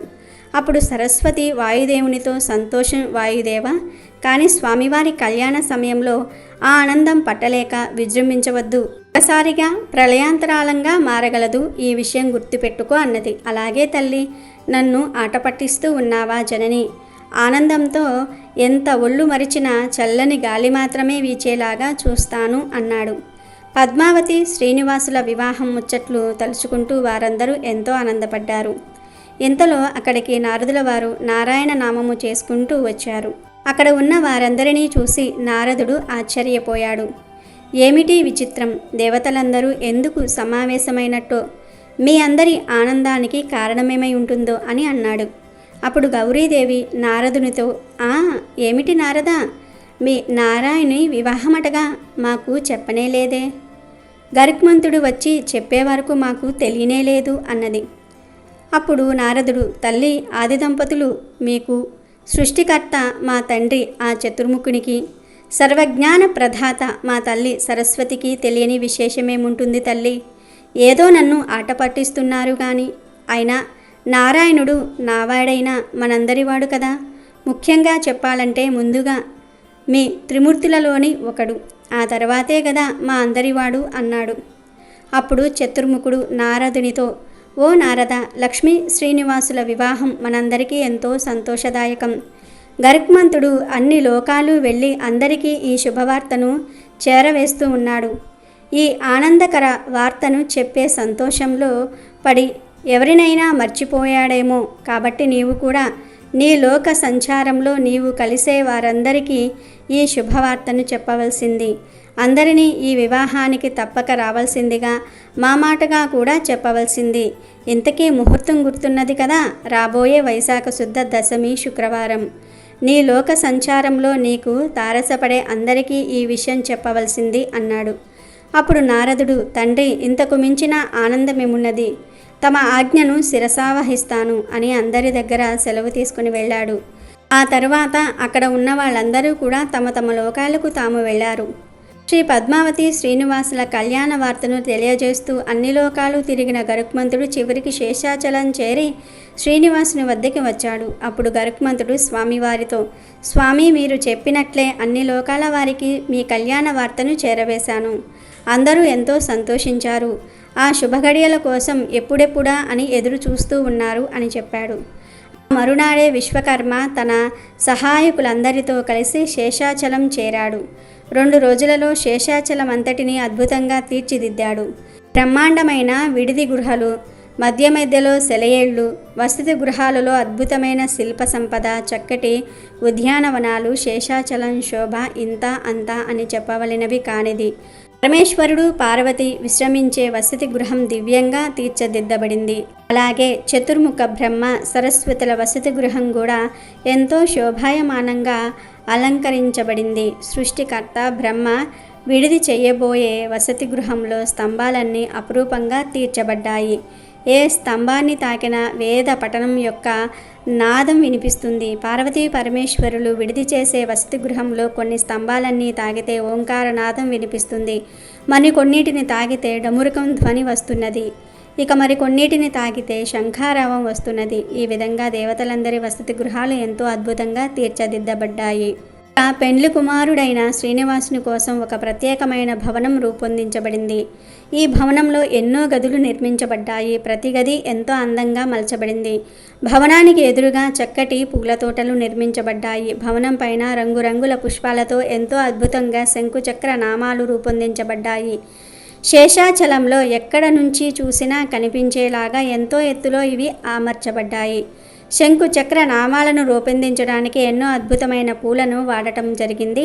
భవనంలో అనేక చోట్ల గోడలకు శంఖ చక్రాలు పూలతో చక్కగా తీర్చబడ్డాయి. రంగురంగుల ముగ్గులు అలంకరించబడ్డాయి. ఎన్నో రకాల అలంకారాలతో శ్రీనివాసుని వసతి గృహం ఎంతో అందంగా తయారైంది. ఆ రోజు వైశాఖ శుద్ధ పాడ్యమి. శేషాచలమంతా కోలాహలంగా ఉంది. ఆ రోజు ఉదయం నుంచే అతిథులందరూ కూడా రాసాగారు. ఉదయాన్నే పార్వతీ పరమేశ్వర్లు, ప్రథమ గణాలు ఎన్నో రకాలుగా అద్భుతంగా నృత్యం చేస్తూ వెంటరాగా శేషాచలానికి చేరుకున్నారు. వారికి ఎదురేగి శ్రీనివాసుడు పరమేశ్వరుని కౌగిలించుకున్నాడు. ఓ మహాశివ, నీ రాక నాకెంతో ఆనందం. కైలాసం నుండి మీ అందరి రాక నాకు మహా సంతోషం అని అన్నాడు. ఇలా పరమేశ్వరుడు, శ్రీమన్నారాయణుల వారు కుశల ప్రశ్నలు వేసుకుంటూ ఉండగా వెనుకగా వస్తున్న బ్రహ్మ సరస్వతి కనబడ్డారు. దగ్గరకు రాగానే బ్రహ్మ విష్ణువుతో, ఓ శ్రీనివాస, నీ వివాహం ఎప్పుడెప్పుడా అని మేమంతా ఎదురు చూస్తూ ఉన్నాము. మేమేమిటి, ఈ విశ్వమంతా పద్మావతి శ్రీనివాసుల కళ్యాణానికై ఎదురు చూస్తున్నది. సరస్వతి, పార్వతి తమ ప్రియ సోదరి పద్మావతిని ఎప్పుడెప్పుడు పెండ్లి కుమార్తెగా అలంకరించాలా అని ఉవ్విళ్ళూడుతూ ఉన్నారు. ఇంకెంత, 10 రోజులే కదా. సమస్త దేవతాగణము ఈ శుభగడియ కోసమే ఎదురు చూస్తున్నది అన్నాడు. అప్పుడు శ్రీనివాసుడు, ఓ బ్రహ్మదేవ, నీకివే నా నమస్కారములు. నీ రాక నాకెంతో సంతోషం. మీ అందరినీ చూస్తూ ఉంటే నాకు మిక్కిలి ఆనందం కలుగుతున్నది. ఈ నెలంతా ఇక్కడే ఉండి అతిథి మర్యాదలు స్వీకరించి మా శేషాచల వాసులందరినీ సంతోషింపజేయవలసినదిగా మనవి అన్నాడు. శ్రీనివాసుడు పార్వతీ పరమేశ్వర్లకు వారి వసతి గృహాన్ని చూపించాడు. తర్వాత బ్రహ్మ సరస్వతులకు వారి భవనానికి తీసుకుని వెళ్ళాడు. దేవతలందరూ వారికి చేసిన ఏర్పాట్లు చూసి ఎంతో సంతోషపడ్డారు. వీరిద్దరూ వచ్చిన కొద్దిసేపటికే విఘ్నేశ్వరుడు కుమారస్వామి వచ్చారు. విఘ్నేశ్వరుడు మూషికా వాహనుడై రాగా సుబ్రహ్మణ్యేశ్వరుడు శ్రీవల్లీ దేవసేవనలతో సహా నెమలి వాహనంపై వచ్చాడు. కార్తికేయుడు వచ్చే ముందు ఆ ప్రదేశమంతా ఎన్నో నెమళ్ళు ఎంతో ఆనందంగా పురువిప్పి నాట్యం చేశాయి. అక్కడ ఉన్న వాళ్ళందరూ కూడా ఆ నెమళ్ళ నృత్యానికి ఎంతో ఆనందపడ్డారు. ఆ అద్భుత దృశ్యం చూడడానికి 2 కళ్ళు చాలవనిపించింది. తర్వాత కాసేపటికి అష్టదిక్పాలకులు, నవగ్రహ దేవతలు వచ్చారు. అందరూ కూడా వారి వారి వసతి గృహాలకు చేరి విశ్రమించారు. అటు తర్వాత దేవలోకం నుండి అప్సరసలందరూ విచ్చేశారు. వారు శ్రీనివాసుని కలిసి, స్వామి, శ్రీమన్నారాయణుడా, నీ వివాహం మాకెంతో ఆనందకరం. ఈ వివాహ సమయంలో మా నృత్యం చేత అతిథులందరినీ అలరించే భాగ్యాన్ని మాకు ప్రసాదించు స్వామి అని వేడుకున్నారు. అందుకు శ్రీనివాసుడు సంతోషంగా ఒప్పుకొని వారి విడిది గృహాలు వారికి చూపించగా అందరూ ఆ రోజుకు విశ్రమించారు. ఇక్కడ నారాయణపురంలో పద్మావతికి కంటి మీద కునుకులేదు. ఎప్పుడెప్పుడు శ్రీనివాసునితో వివాహం అవుతుందా అని ఆతృతతో ఎదురు చూస్తున్నది. ఆకాశరాజు దంపతుల ఆనందానికి అవధుల్లేవు. నగరమంతా అద్భుతంగా అలంకరించబడింది. అంతఃపురం అయితే ఇక చెప్పనక్కర్లేదు. ఎంతో సుమనోహరంగా అనేక రకాల పుష్పాలతో దివ్యంగా అలంకరించబడింది. శేషాచలాన్ని అద్భుతంగా తీర్చిదిద్దిన విశ్వకర్మ నారాయణపురం కూడా వచ్చి వివాహానికి వచ్చే అతిథుల కోసం ఎంతో అద్భుతమైన వసతి గృహాలు నిర్మించాడు. ఇక కళ్యాణ వేదికను తీర్చిదిద్దిన తీరును వర్ణించడానికి 1000 నాలుకలు ఉన్న ఆదిశేషునికి కూడా సాధ్యం కాదేమో అనిపించినది. అంత కన్నుల కింపుగా అలంకరింపబడింది.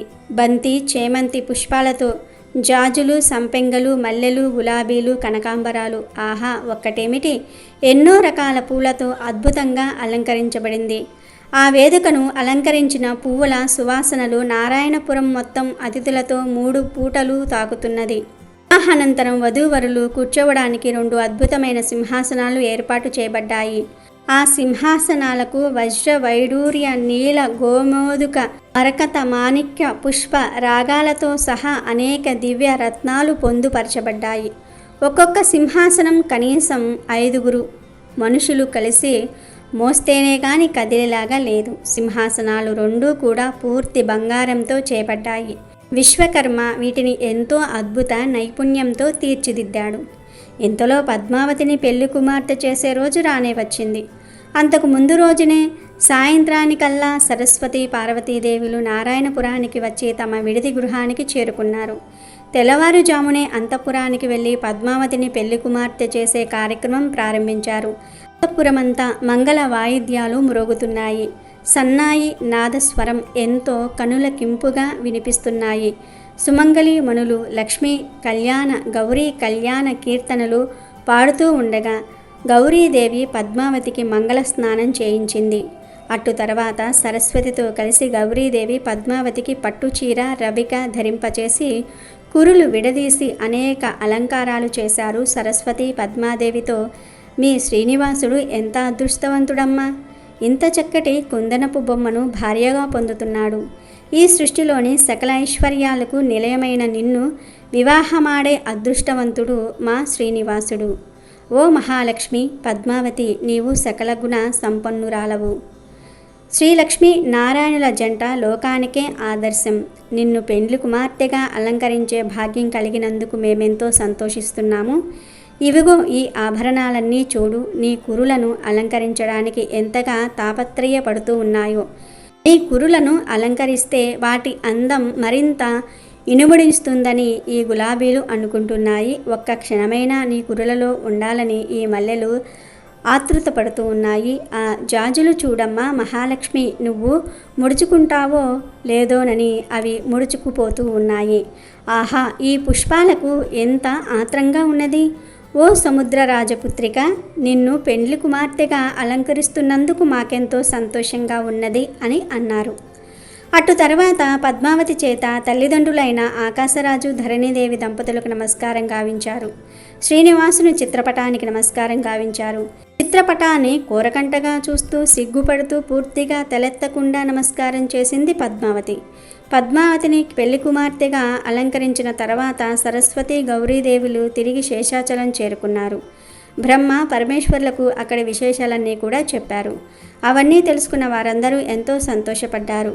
వారిరువురు శ్రీనివాసునితో, ఓ శ్రీనివాస, నీ పద్మావతి ఎంత అందంగా ఉన్నదయ్యా. సాటి స్త్రీలమైన మాకే ఈర్ష్య కలిగేలాగా అద్భుత సౌందర్య రాశి అయి విరజిల్లుతున్నది. ఈ సృష్టిలోని సౌందర్యమంతా ఆమెదే. మీ ఇరువురి జంట ఈ లోకాలకే ఆదర్శం. ఎంతో చక్కని కన్నుల కింపైన జంట మీది. ఎప్పుడెప్పుడు మీ ఇరువురిని కళ్యాణ మండపంపై ఒకరి పక్కన ఒకరిని చూస్తామా అని మా అందరికీ ఆత్రంగా ఉంది. భూలోకవాసులు ఎంతటి అదృష్టవంతులో కదా. దేవతలకు కూడా సాధ్యం కాని శ్రీ లక్ష్మీ నారాయణుల కళ్యాణాన్ని తిలకించే భాగ్యానికి నోచుకున్నారు. ఇక్కడి ప్రకృతి మొత్తం మీ కళ్యాణ ఘడియకై ఎదురు చూస్తున్నది. కోయిలలు గొంతెత్తి మంగళ గీతాలు పాడుతున్నవి.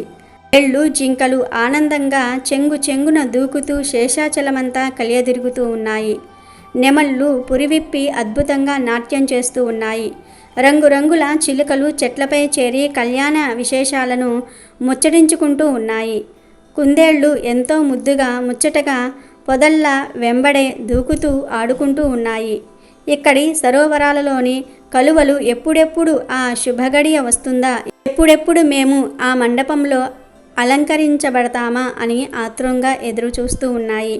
రంగురంగుల గులాబీలు వారిలో ఎవరు శ్రీ మహాలక్ష్మి తలలో తురుముకునే భాగ్యానికి నోచుకుంటామా అని ఎదురు చూస్తూ ఉన్నాయి. కనకాంబరాలు కళ్యాణ ముచ్చట్లా గుసగుసలాడుతూ ఉన్నాయి. మీ లక్ష్మీనారాయణుల కళ్యాణం ఈ సృష్టి మొత్తానికి కళ్యాణం. ఈ సృష్టి మొత్తం ఎంతో కొత్త శోభను సంతరించుకునే ఆనందంగా ఆ శుభ గడియలకై ఎదురు చూస్తూ ఉన్నది.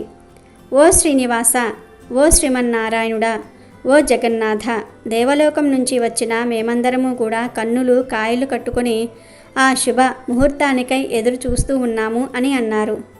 ఆ మాటలు విన్న శ్రీనివాసుడు, అమ్మా సరస్వతీదేవి, గౌరీమాత, నా ఎడల మీ అనురాగం ఆప్యాయతకు ఎంతో సంతోషం. శ్రీ పద్మావతిని దగ్గరుండి పెళ్లి కూతురిగా పెళ్లి కుమార్తెగా అలంకరించినందులకు నాకెంతో ఆనందం. సాక్షాత్తు మీరే వచ్చి పద్మావతిని పెళ్లి కుమార్తెగా అనేక రకాల ఆభరణాలతో అలంకరించటం నాకు మా శేషాచల వాసులందరికీ ఎంతో సంతోషం, మహదానందకరం.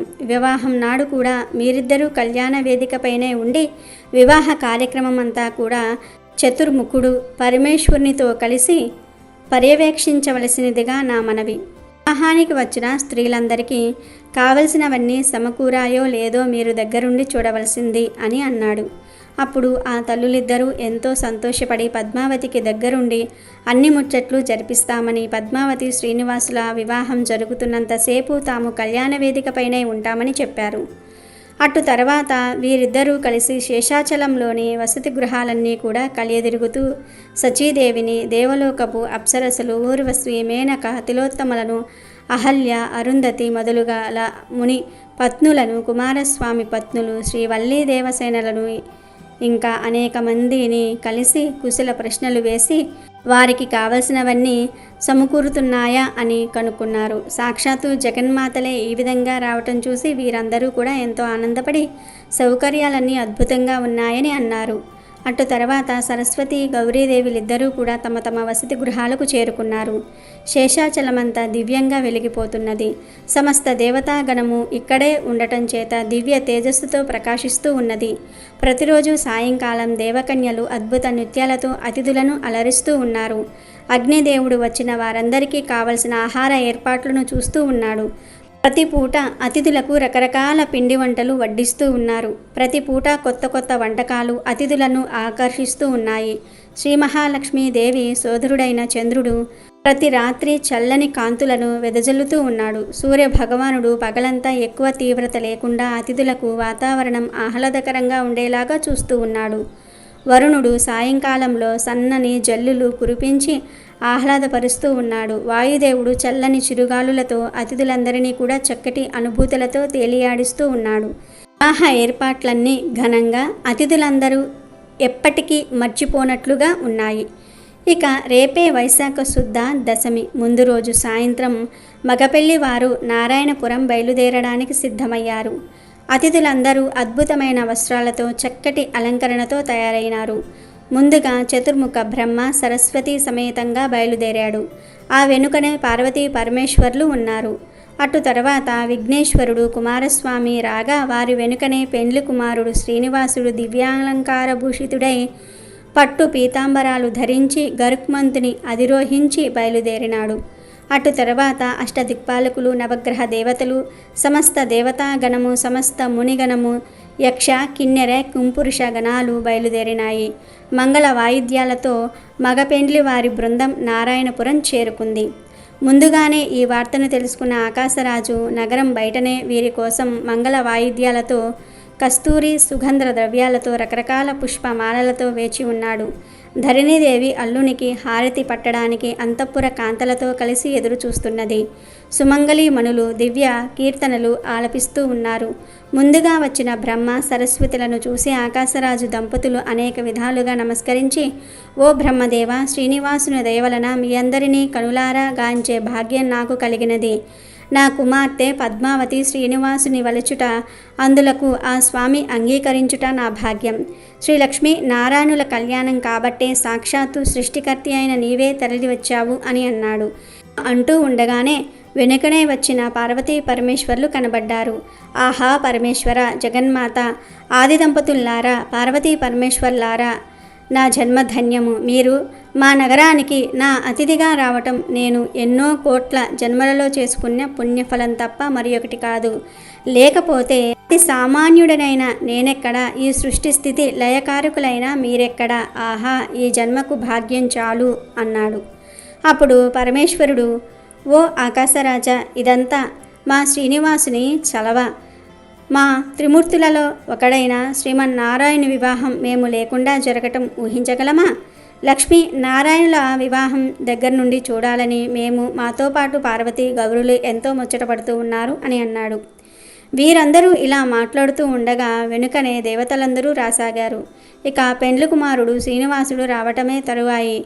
ఇలా ఆకాశరాజు ఆలోచిస్తూ ఉండగానే దూరంగా దేవ దుంబీల మోత వినిపించింది. మంగళ వాయిద్యాలు అద్భుతంగా చెవులకింపు చేయిస్తూ ఉన్నాయి. ఒక్కసారిగా వాతావరణం అంతా కూడా చల్లగా ఆహ్లాదకరంగా మారింది. ఎక్కడి నుంచో అద్భుతమైన సుగంధం వస్తున్నది. నెమళ్ళ గుంపులు నాట్యమాడుతూ వస్తూ ఉన్నాయి. వెనుకనే లేళ్లు ఎంతో ఆనందంగా గెంతుతూ ఉన్నాయి. ఇక వస్తున్నది శ్రీనివాసుడే, అనుమానం లేదు. సాక్షాత్తు శ్రీమన్నారాయణులే పెండ్లి కుమారుడిగా వస్తున్నాడు. ఆకాశరాజు ఎంతో ఆనందంతో మాటలు రాని వాడైనాడు. ఇంతలో శ్రీనివాసుడు ఎదురుగా వచ్చాడు. ఆ స్వామి దివ్య మంగళ రూపం చూసిన ఆకాశరాజు, ధరణీదేవి దంపతులు ఆనందానికి అవధులు లేవు. ఓ శ్రీనివాస, శ్రీమన్నారాయణుడా, ఎవరి దర్శనం కోసం సమస్త మునిగణము వేలాది సంవత్సరాలుగా తపస్సు చేస్తూ ఉన్నారో, ఎవరి అనుగ్రహం కోసం సమస్త దేవతాగణము ఎల్లవేళలా ఎదురు చూస్తూ ఉన్నదో, ఎవరి తేజస్సు కోటి సూర్యుల తేజస్సు కంటే కూడా మించినదో, ఎవరు ఈ సృష్టిలోని జీవులందరి హృదయాలలో అంతర్యామిగా భాసిస్తూ ఉన్నారో, అటువంటి నీ దర్శనం కలగటము, సాక్షాత్తు నిన్నే నా అల్లునిగా పొందగలగటము ఎంతటి భాగ్యమో కదా. నీవు మా నారాయణపురంలో కాలి పెట్టడం మా రాజ్యపు ప్రజలందరూ కూడా పునీతులయ్యారు. అందరి జన్మలు ధన్యమైనాయి. ఓ శ్రీనివాస, శ్రీమన్నారాయణుడా, మా కుమార్తెను చేపట్టి మమ్ములను ధన్యులను చేశావు అని ప్రార్థించారు. మా ఆతిథ్యము స్వీకరించి అతిథి మర్యాదలతో మీ తరపు వారెవరికైనా సరే ఎటువంటి చిన్న ఇబ్బంది కలిగినా క్షమించవలసినదిగా అర్థిస్తున్నాను అని అన్నాడు. అప్పుడు శ్రీనివాసుడు చిరునవ్వుతో, ఓ ఆకాశరాజా, నీ కుమార్తె పద్మావతిని భార్యగా స్వీకరించుట నాకెంతో సంతోషము. పెండ్లి ఏర్పాట్ల విషయమై నీకేమీ చింతించవలదు. వివాహం అంగరంగ వైభవంగా జరుగుతుంది. సర్వదేవతాగణము ఇక్కడే ఉండగా ఇంకా నీకేమి చింత అని అన్నాడు. అప్పుడు ధరణీదేవి పెండ్లి కుమారునికి మంగళహారతి ఇచ్చింది. సుమంగళీ మణులు మంగళహారతులు పాటలు పాడుతూ ఉండగా వారిలో సరస్వతి గౌరీదేవులు కూడా గొంతు కలిపి పాడుతూ ఉంటే అందరూ తమ జన్మ ధన్యమైనదని సంతోషించారు.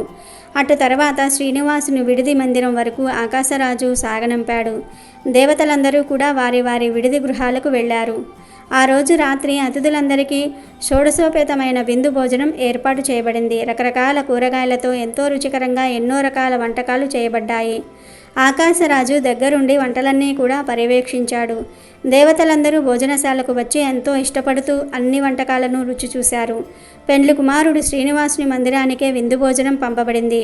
ఆకాశరాజు బ్రహ్మ, పరమేశ్వరుడు, విఘ్నేశ్వరుడు, కుమారస్వామి మొదలైన దేవతలతో వారి వారి వసతి గృహాలకే పంపే ఏర్పాట్లు చేయబోగా వారందరూ తమకు ఇక్కడికి భోజనశాలకే వచ్చి దేవతలతోనూ కలిసి విందారగించటం సంతోషదాయకమని అన్నారు. తమతో కలిసి విందు భోజనం చేస్తున్న బ్రహ్మ, పరమేశ్వరుని చూసి దేవతలందరూ ఎంతో ఆశ్చర్యపోయారు, ఎంతో ఆనందపడ్డారు. తెల్లవారితే జరగబోయే శ్రీ లక్ష్మీనారాయణుల వివాహ విశేషాలను ముచ్చటించుకున్నారు. భోజనాల అనంతరం అందరూ తమ తమ విడిది గృహాలకు వెళ్ళి విశ్రాంతి తీసుకున్నారు. పరమేశ్వరుడు తన అతిథి గృహంలో నిద్రకు ఉపక్రమించబోతూ ఉండగా బ్రహ్మదేవుడు అక్కడికి వచ్చాడు. బ్రహ్మను చూసిన పరమేశ్వరుడు, చతుర్ముఖుడు ఈ వేళల్లో వచ్చాడేమిటి? ఏదో విశేషమే ఉండాలి అనుకున్నాడు. అప్పుడు బ్రహ్మ ఈశ్వరునితో, ఓ పరమేశ్వర, నీకు తెలియని విశేషమేమున్నది చెప్పు. రేపు జరగబోయేది శ్రీ లక్ష్మీనారాయణుల కళ్యాణం, జగత్ కళ్యాణమే. ఇది మనందరికీ ఎంతో సంతోషదాయకం. రేపటి కళ్యాణం గురించి తెలుసుకున్న నాకు ఒక్క ఆలోచన కలిగింది. ఆ విషయం నీకు చెప్పాలనే ఇక్కడికి వచ్చాను. శ్రీ పద్మావతి శ్రీనివాసులు వివాహానంతరం కొన్ని రోజుల తర్వాత శేషాచలం వెళ్తారు కదా. వెళ్ళిన తర్వాత హృదయ లక్ష్మీ సమేతుడై శ్రీనివాసుడు ఆనంద నిలయంలో ప్రవేశించే ఆనందాన్ని పురస్కరించుకొని నేను బ్రహ్మాండమైన ఉత్సవాన్ని తలపెట్టదలిచాను. శేషాచలమంతా అంగరంగ వైభవంగా అలంకరించి ఆ ఉత్సాహానికి లేదా ఆ ఉత్సవానికి మనం సమస్త దేవగణాలను ఆహ్వానిద్దాము. మన ప్రియ శకుడు శ్రీనివాసుడు ఆనంద నిలయంలో ప్రవేశించే వేళ మనందరికీ అటు తర్వాత కలియుగంలోని భక్తులందరికీ ఎల్లప్పటికీ గుర్తుండేలాగా కన్నుల పండుగగా జరగాలని నాకు తోచింది. దీనికి నీ సహాయం కూడా కావాలి. క్షేత్ర పాలకునివి నీవే కదా. ఇక ఆలోచన మనసులో వచ్చినదే తడువుగా నీతో పంచుకుందామని హుటాహుటీన వచ్చాను. నీకు నిద్రాభంగం అయినందుకు క్షమించవలసింది అన్నాడు. అది విన్న పరమేశ్వరుడు, ఆహా, ఎంత అద్భుతమైన ఆలోచన! ఇంతకు మించిన ఆనందం మరేముంటుంది? అలాగునే తప్పక జరిపిద్దాము. ఈ ఆలోచన నీకే వచ్చింది కాబట్టి ఈ ఉత్సవాలు బ్రహ్మోత్సవాలుగా పిలువబడతాయి. ఇవి ఎల్లప్పటికీ నిరాటకంగా అద్భుతంగా కన్నుల పండుగగా జరుగుతాయి. బ్రహ్మోత్సవాలకు శ్రీ భూ సమేత శ్రీనివాసుని దర్శించే భక్తులకు ముక్తి నొసంగగల వాడనని నేను అనుగ్రహిస్తున్నాను. అలాగే బ్రహ్మోత్సవాలలో స్వామిని దర్శించిన వారికి శ్రీదేవి భూదేవి సమేతంగా ఊరేగే శ్రీనివాసుని దర్శించిన వారికి అకాల మరణం ఉండదు, ఎటువంటి అనారోగ్యము దరిచేరదు. ఓ బ్రహ్మదేవ, నీవన్నట్లే ఉత్సవాలను శేషాచలంపై అద్భుతంగా నిర్వహిద్దాము అన్నాడు. బ్రహ్మ రుద్రులు ఇలా మాట్లాడుతూ ఉండగా అక్కడికి పార్వతీదేవి వచ్చింది. పరమేశ్వరుడు ఆ తల్లికి వారు తలిచిన బ్రహ్మోత్సవ విశేషాలు చెప్పాడు. అప్పుడు గౌరీదేవి, ఆహా, చాలా సంతోషం. అదొక మనవి ముచ్చట కూడాను. బ్రహ్మోత్సవాలలో ఒకరోజు నా వాహనమైన సింహాన్ని శ్రీనివాసునికి ఇస్తాను. శ్రీమన్నారాయణుడు ఆ వాహనంపై ఎక్కి ఊరేగే వైభవం చూడాలని నాకు ముచ్చటగా ఉన్నది అని అన్నది. అందుకు పరమేశ్వరుడు తప్పక అలాగే చేద్దామని, చాలా సంతోషమని అన్నాడు. అటు తర్వాత బ్రహ్మ వారిద్దరి వద్ద సెలవు తీసుకుని తన విడిది గృహానికి వెళ్ళిపోయాడు. ఆ రోజు వైశాఖ శుద్ధ దశమి. సూర్య భగవానుడు ఉదయాన్నే ఎంతో ఆనందంగా ఉన్నాడు. ఆ రోజే పద్మావతి శ్రీనివాసుల కళ్యాణం. ప్రకృతి అంతా కూడా పులకించిపోతున్నది. సరస్సులలోని కమలాలు ఎంతో ముచ్చటగా విచ్చుకున్నవి. పక్షులు కిలకిలా రావాలు చేస్తూ చెవులకు ఇంపు కలిగిస్తూ ఉన్నాయి. నారాయణపురం అంతా కూడా హడావిడిగా ఉన్నది. దేవతలందరూ ఎంతో అద్భుతమైన వస్త్రాలను ధరిస్తూ ఉన్నారు. ఆనాటి శ్రీ లక్ష్మీనారాయణుల వివాహానికి అందరూ అనేక ఆభరణాలను ధరించి తయారవుతూ ఉన్నారు. సుమంగళీ మణులు ఎంతో అందమైన వస్త్రాలను ధరించి పుష్పాలతో కురులను అలంకరించుకుని రకరకాల దివ్య ఆభరణాలతో ముస్తాబవుతూ ఉన్నారు. ఆకాశరాజు ధరణీదేవి దంపతులు వర పూజకు కావలసిన వస్తువులన్నీ కూడా సిద్ధం చేసుకుని నూతన వస్త్రాభరణములు, రంగురంగుల పూలహారాలు తాంబూలములు ఎన్నో దివ్య కానుకలను తీసుకొని శ్రీనివాసుని విడిది గృహానికి బయలుదేరారు. వారితో పాటే సుక, బృహస్పతి మహర్షులు కూడా బయలుదేరారు. ఆకాశరాజు వెనుక సమస్త బంధుజనము వచ్చింది. వీరందరూ కలిసి మేళ తాళాలతో శ్రీనివాసుని విడిది గృహానికి వచ్చారు. అక్కడ అప్పటికే చతుర్ముఖ బ్రహ్మ, పరమేశ్వరుడు, అక్ష దిక్పాలకులు, నవగ్రహ దేవతలు మొదలైన వాళ్ళందరూ కూడా వచ్చి ఉన్నారు. అక్కడ ముని గణములలోనున్న వశిష్ఠుల వారు ఆకాశరాజుతో వరపూజ గావించవలసిందిగా చెప్పారు. అప్పుడు ఆకాశరాజు శ్రీనివాసునికి నమస్కరించి ఎంతో ఆనందంతో ఆనందబాష్పాలు కంటరాగా శ్రీనివాసుని పాద పద్మములను కడిగి చందన కుంకుమ పుష్పాక్షింతలతో పూజించాడు. సుమంగళి మనులు మంగళ హారతి పాటలు పాడుతూ శ్రీనివాసునికి హారతి పట్టారు. ఈ వేడుక చూస్తున్న వారందరి ఆనందము చెప్పనలనిది కానిది. ఇక పెండ్లి కుమార్తె తన మందిరంలో ఎలా ఉన్నదో చూద్దాము. సాక్షాత్తు సరస్వతీదేవి, గౌరీదేవి పద్మావతిని అలంకరిస్తూ ఉన్నారు. అద్భుతమైన బంగారు సరిగంచు పట్టు చీర కట్టి బంగారు కుచ్చులతో మల్లె మొగ్గలు జడను వేసి పాపిటి బొట్టు, చెంపన ముత్యాల సరాలతో అలంకరించారు. సరస్వతీదేవి కాళ్లకు పారాని రాయగా గౌరీదేవి పద్మావతికి బుగ్గన చుక్కను పెట్టింది. ఇంద్రుని భార్య సచీదేవి పద్మావతికి ఎంతో అందమైన మెరిసిపోతున్న ఆభరణాలను అలంకరింపజేసింది. అప్సరసలు వచ్చి పద్మావతికి చేతులకు కాళ్లకు గోరింతాకు పెట్టారు. జగన్మాతను పెండ్లి కుమార్తెగా చూసి అక్కడ ఉన్న వారంతా మురిసిపోతూ ఉన్నారు. అప్పుడు సరస్వతి, ఏమి సఖి, ఏమిటి పులకింత? మనసులోని మా రాజు ఏమంటున్నాడు? ఎప్పుడెప్పుడు పెండ్లి పీటపై తన పక్కన కూర్చొనడానికి వస్తున్నావా అని ఎదురు చూస్తున్నాడా? ఎప్పుడెప్పుడు తన హృదయానికి నిన్ను హత్తుకుంటానా అని ఆతృత పడుతూ ఉన్నాడా? అయినా ఆ హృదయంలో ఉన్నది మళ్ళీ నీవే కదా ఓ సముద్ర తనయ. అతడు కనకాంబరుడైతే నీవు కనకాంగివి, నీవు ప్రకృతివైతే అతడు పురుషోత్తముడు. అతడు క్షీరసాగరంలో శయనించే వాడైతే నీవు ఆ సాగరుని కుమార్తెవే కదా. మీ ఇద్దరి కళ్యాణం ఈ జగత్తుకే కళ్యాణం కదా అన్నది. ఆ మాటలతో పద్మావతి సిగ్గుతో మరింత ముడుచుకున్నది. అప్పుడు గౌరీదేవి, ఏమి సఖి ఈ సిగ్గు దొందరలు? మీ శ్రీనివాసుడు నిన్ను కౌగిట బిగించినట్లు ఊహించుకుంటున్నావా? మా నారాయణుడు నీ చెక్కిలిపై ముద్దు పెట్టినట్టుగా అనిపిస్తుందా? మన్మధుడి తండ్రి అయిన శ్రీ నారాయణుడు నీ అధరాలపై మధుర గీతాలు పలికిస్తున్నాడా? ఏవో అటువంటి మధుర ఆలోచనలు కాకపోతే తప్ప నీవింతగా సిగ్గుపడవు అని అన్నది. అప్పుడు పద్మావతి మరింత ముడుచుకుని ఇంతలోనే తేరుకుని, ఓ ప్రియ సఖులారా, మీరు నన్ను బాగానే ఆట పట్టిస్తూ ఉన్నారు. అయినా మీరు కాక నన్నెవరు ఆట పట్టిస్తారు? నన్నెవరు చమత్కారం ఆడగలరు? మనం ముగ్గురము ఒకటే కదా. మీ ఇద్దరు దగ్గరుండి నన్ను అలంకరిస్తూ ఉంటే ఇంతకు మించిన ఆనందం ఇంకేముంటుంది అని అన్నది. ఈ ముగురమ్మల ముచ్చట్ల చూస్తూ అటు ఇటు తిరుగుతున్న పెండ్లివారు ఎంతో మురిసిపోతూ ఉన్నారు. ఆహా, మనం ఎంతటి భాగ్యానికి నోచుకున్నామా అని పట్టలేని సంతోషంతో మునిగిపోతూ ఉన్నారు. ఈ ముగ్గురు అద్భుతమైన సౌందర్యంతో దివ్య ఆభరణాలతో వెలిగిపోతూ ముగ్గురు పెండ్లి కుమార్తెల వలె ఉన్నారు. ఇక్కడ ఇలా ఉంటే అక్కడ నారాయణుడు ఆనంద డోలికల్లో మునిగి తేలుతూ ఉన్నాడు. ఎప్పుడెప్పుడు తన ప్రియసఖి పద్మావతిని చేపడతానా అని ఆత్రంగా ఎదురు చూస్తూ ఉన్నాడు. నారాయణ్ణి పెండ్లి కుమారునిగా అలంకరించటం కార్యక్రమం అంతా కూడా బ్రహ్మ పరమేశ్వర్లు పర్యవేక్షిస్తూ ఉన్నారు. అద్భుతమైన బంగారు వస్త్రాలు, శిరస్సుపై మణికంచిత కిరీటములు, అనేక దివ్య ఆభరణాలతో దివ్య తేజస్సుతో ప్రకాశిస్తూ ఉన్నాడు శ్రీమన్నారాయణుడు. కళ్యాణ వేదిక అద్భుతంగా రూపొందించబడింది. రకరకాల పుష్పాలతోనూ ఎంతో వెలిగిపోతున్న దీపాలతోనూ అలంకరించబడింది. పుష్పాలన్నీ ఒకదానిని మించి మరి ఒకటి అందంగా ఉన్నాయి. మేలైన అరటి స్తంభాలు 4 వైపులా దివ్యంగా అమర్చబడ్డాయి. కళ్యాణ వేదికపై పెండ్లి కుమారుడు, పెండ్లి కుమార్తెల అలంకారాలలో కూర్చున్న శ్రీ పద్మావతి శ్రీనివాసులను చూసిన వారిదే భాగ్యం. అంత ముచ్చటగా ఉన్నారు ఆ దంపతులు. జగన్మాత పద్మావతి, జగన్నాథుడు శ్రీనివాసుడు వధూవరులుగా చూసిన వారి జన్మయే అదృష్టం, మహాభాగ్యం. మామగారైన ఆకాశరాజు అల్లుడైన శ్రీనివాసునికి కోటి సంఖ్యల సువర్ణ నిష్కమలను వర దక్షిణగా ఇచ్చెను.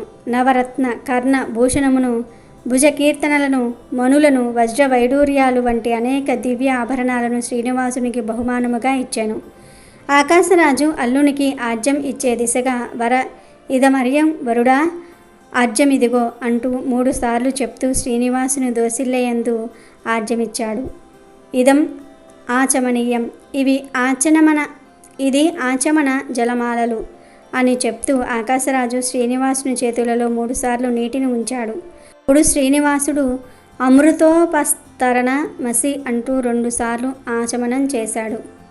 సాక్షాత్తు జగన్నాథుడు శ్రీనివాసుని చేతికి తన ఆజ్యం ఇవ్వడమా? ఆకాశరాజు కళ్ళల్లో ఆనంద బాష్పాలు రాలాయి. వివాహ మండపంలో దేవతలు, యక్ష, కిన్నెర, కింపురుషాలు అందరూ ఆసీనులయ్యారు. వేదికపై జరుగుతున్న కళ్యాణ కార్యక్రమమంతా కూడా కన్నులు ఇంతవిగా చేసుకొని చూస్తూ ఉన్నారు. బ్రహ్మ, సరస్వతీదేవి, పరమేశ్వరుడు, గౌరీదేవి, ఇంద్రుడు, సచీదేవి వేదికపైనే నుంచొని ఉన్నారు. వారితో పాటే ఆకాశరాజు దంపతులు, వశిష్ఠుల వారు, బృహస్పతుల వారు కూడా ఉన్నారు. వశిష్ఠ మహర్షుల వారు శ్రీనివాసునికి కంకణధారణ గావించగా శ్రీనివాసుడు పద్మావతికి కంకణధారణ చేశాడు. తన ప్రియ శకుడు శ్రీనివాసునిచే కంకణధారణ చేయించుకునే సమయంలో జగన్మాత ఎంతో సిగ్గుపడుతూ చిరునవ్వుతో తల వంచుకున్నది. ఆ సిగ్గు దొందరలలో ఆమె శరీర సువర్ణ కాంతులు మరింత ప్రకాశించాయి. ఇక వధూవరుల ప్రవర చెప్పే సమయం వచ్చింది. బృహస్పతుల వారు పెండ్లి కుమార్తె జగన్మాత ప్రవర్తనను ఈ విధంగా చెప్పారు. శ్రీనివాస, శ్రీమన్నారాయణ, అత్రి గోత్రేద్భవస్య సువీర మహారాజు పౌత్రాప్త్రి సుధర్మ మహారాజు పౌత్రయు ఆకాశరాజు పుత్రికయగు సౌభాగ్యవతి పద్మావతిని నీకు సహధర్మచారిణిగా అర్ధాంగిగా ఆకాశరాజు నీకు కన్యాదానమిచ్చెను అన్నాడు. అప్పుడు ఆకాశరాజు శ్రీనివాసునికి దివ్యాభరణాలు, పట్టు పీతాంబరములను బహుమతిగా ఇచ్చాడు. శ్రీనివాసునికే ప్రబల చెప్పే అదృష్టం వశిష్ఠుల వారికి లభించింది. మహాజగన్నాథ, శ్రీనివాస, శ్రీమన్నారాయణుడా, ఈ సృష్టి మొత్తానికి ఆధారభూతుడవైన నీ గురించి ప్రవర చెప్పే భాగ్యం నాకు కలగటం ఎన్నో జన్మల పుణ్యఫలం, ఎన్నో జన్మల తపఫలం చేత జగత్ కళ్యాణ చక్రవర్తివైన నీ కళ్యాణంలో పాల్గొని నీ ప్రవర చెప్పే భాగ్యం లభించింది. ఈ సృష్టి మొత్తం నీ రూపమే కదా తండ్రి. బ్రహ్మ, రుద్రుడు, విఘ్నేశ్వరుడు, కుమారస్వామి, ఇంద్రాది అష్టదిక్పాలకులు, ఆద్యాది నవగ్రహములు, అగస్త్యుడు, విశ్వామిత్రుడు, కశ్యపుడు, ఆదిగా గల సమస్త ముని గణము, సమస్త యక్ష, కిన్నెర, కింపురుష గణాలు, చెట్టు చేమలు, కొండలు, సముద్రాలు, ఇలా సర్వం నీవే. కాలము నీవే, కాల పురుషుడవు నీవే. అటువంటి నీ గురించి నేను ప్రవర చెప్పేది ఇది నా యందు నీ అనుగ్రహం తప్ప మరి ఒకటి కాదు అని ఈ విధంగా ప్రవర చెప్పాడు. భరద్వాజ గోత్రోద్భవుడు, ఆయాతి పౌత్రుడు, సూర్యుని పౌత్రుడు, వసుదేవుని పుత్రుడగు శ్రీ వెంకటేశ్వరుడు అత్రిగోద్భవురాలైన ఆకాశరాజు పుత్రిక పద్మావతిని తన సహధర్మచారిణిగా స్వీకరిస్తున్నాడు అని ప్రవర చెప్పాడు. వెంటనే మంగళ వాయిద్యాలు మిన్నంటి మ్రోగాయి. సుమంగళి మణులు మంగళ గీతములు పాడసాగారు. అప్పుడు ధరణీదేవి తన చేతిలో జలము పోయుచూ ఉండగా ఆకాశరాజు శ్రీనివాసుని కుడి హస్తముంచి కశ్యాపాది పురోహితులు వేద మంత్రములు చదువుతూ ఉండగా పద్మావతి హస్తమును శ్రీనివాసుని హస్తముందించి కన్యాదానము చేశారు. అప్పుడు బృహస్పతుల వారు, వశిష్ఠుల వారు జీలకర్ర బెల్లము పెండ్లి కుమార్తె పద్మావతి చేతినందు, పెండ్లి కుమారుడు శ్రీనివాసుని చేతియందు ఉంచినారు. పద్మావతి పశ్చిమ ముఖముగాను, శ్రీనివాసుడు తూర్పు ముఖముగాను ఒకరినొకరు ఎదురుగా కూర్చున్నారు. వారిద్దరి మధ్య అందమైన తెరను వేదవేత్తలు పట్టుకుని ఉన్నారు. వేద మంత్రములు దివ్యముగా పఠిస్తూ ఉన్నారు. మంగళ వాయిద్యములు చెవులికింపుగా మోగుతూ ఉన్నాయి. బ్రాహ్మణులు సూర్య సూక్తమును పఠిస్తూ ఉన్నారు. సుమంగళీమణులు సుమంగళ గీతములు పాడుతూ ఉన్నారు. ముహూర్త కాలము రాగానే తెరను తొలగించారు. వధూవరులు శ్రీ లక్ష్మీ నారాయణులు చిరునవ్వుతో ఒకరి భ్రూ మధ్యము నొకరు చూసుకున్నారు. జీలకర్ర బెల్లము శ్రీనివాసుని శిరస్సుపై పద్మావతియు, పద్మావతి శిరస్సుపై శ్రీనివాసుడు ఉంచారు. అప్పుడు శ్రీనివాసుడు నేను కన్యను చూసిన ముహూర్తము అగునట్లు అనుగ్రహించుదురుగాక అని మంత్రము చెప్తూ సభనుద్దేశించి పలికాడు. అప్పుడు బ్రహ్మ, రుద్రుడు, ఇంద్రుడు మొదలైన దేవతలందరూ కన్యా నిరీక్షణ ముహూర్తుహోర్తు నీవు కన్యను చూసిన ముహూర్తము అగుగాక అని మంత్రం చదువుతూ వధూవరులు పద్మావతి శ్రీనివాసులపై అక్షింతలు చల్లారు. వివాహం చూస్తున్న వారందరూ వచ్చి వధూవరులపై అక్షింతలు చల్లారు. ఈ ముచ్చట మొత్తం చూస్తున్న వారందరికీ మాటల్లో చెప్పలేని ఆనందం కలిగింది. శ్రీ లక్ష్మీనారాయణుల వివాహం చూసే అదృష్టం ఎంతమందికి కలుగుతుంది? ఈ జన్మకు భాగ్యము చాలు, అసలు ఈ మహాభాగ్యం కోసమే ఈ జన్మ ఎత్తినానేమో అని తలిచారు. శేషాచల వాసులందరూ వారి పూర్వజన్మ పుణ్యఫలం చేతనే ఈ దేశంలో జన్మించడం జరిగిందని, అందువలనే శ్రీ లక్ష్మీనారాయణుల కళ్యాణం చూసే భాగ్యం కలిగిందని తలచి ఎంతో సంతోషించారు. నారాయణ ప్రియభక్తులైన గరుక్మంతుడు, ఆదిశేషుడు స్వామివారి కళ్యాణం చూసి పులకించిపోయారు. పెళ్లి కూతురినిగా సాక్షాత్తు ఆ శ్రీ మహాలక్ష్మి శోభను చూసి మహదానందపడ్డారు. పెళ్లి కుమారునిగా జగన్నాథుణ్ణి చూసి పులకించిపోయారు. 14 లోకాల వారికి ఆ రోజు పండుగే. శ్రీ లక్ష్మీనారాయణుల కళ్యాణం జగత్ కళ్యాణమే కదా. అతిథులతో ఉన్న దేవతలందరూ ఎంతో ఆనందపడ్డారు.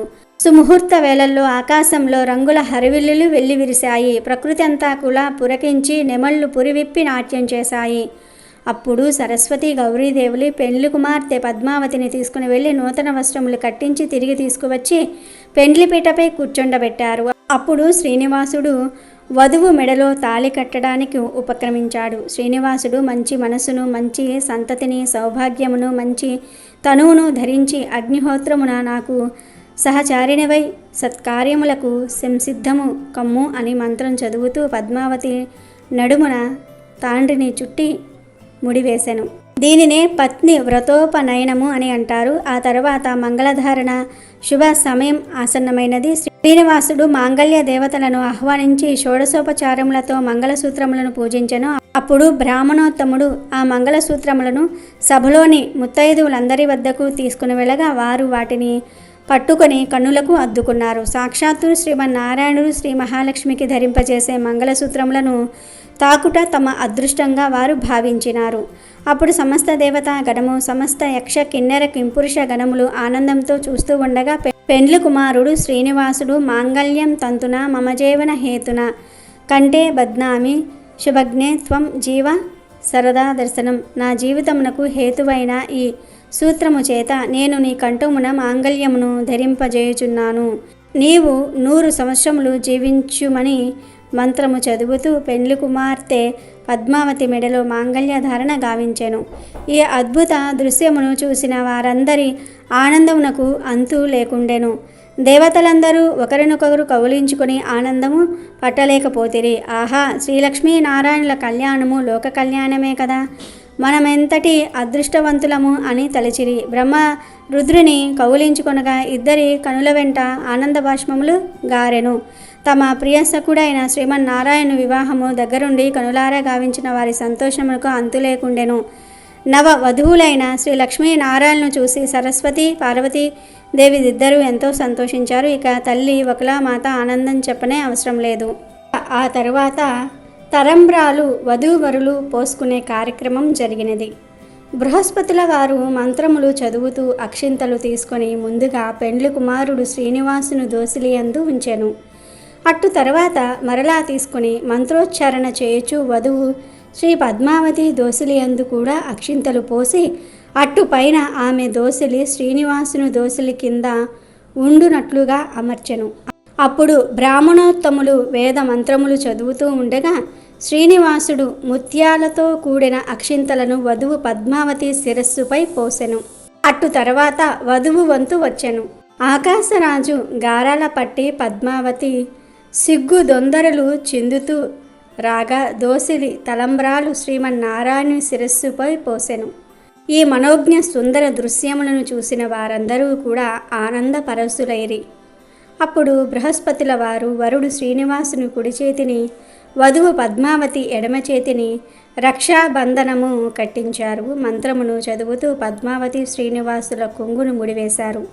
అటు తర్వాత వశిష్ఠుల వారు వధూవరులచే హోమం గావించారు. బ్రాహ్మణోత్తముల వేద మంత్రములు మంగళ గీతికల మధ్య వరుడు శ్రీనివాసుని కుడి చేతిలో, వధువు కుడి చేతి నుంచి పాణిగ్రహణ కార్యక్రమం జరిగినది. శ్రీ లక్ష్మీ నారాయణుల పాణిగ్రహణమును చూసి దేవతలందరూ కూడా సంతోషించిరి.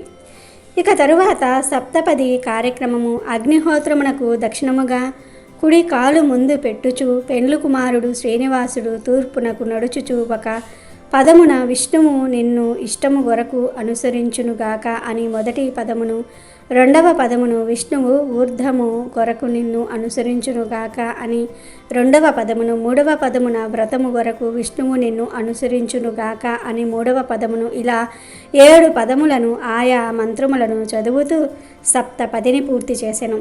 హోమము పూర్తయిన పిమ్మట వధూవరులిద్దరూ అగ్నిహోత్రమునకు ప్రదక్షిణము గావించుచూ ఉండగా శ్రీనివాసుడు పద్మావతికి ఇంతకు ముందు నడుముకు కట్టిన త్రాడిని మంత్రపూర్వపుగా విప్పివేశను.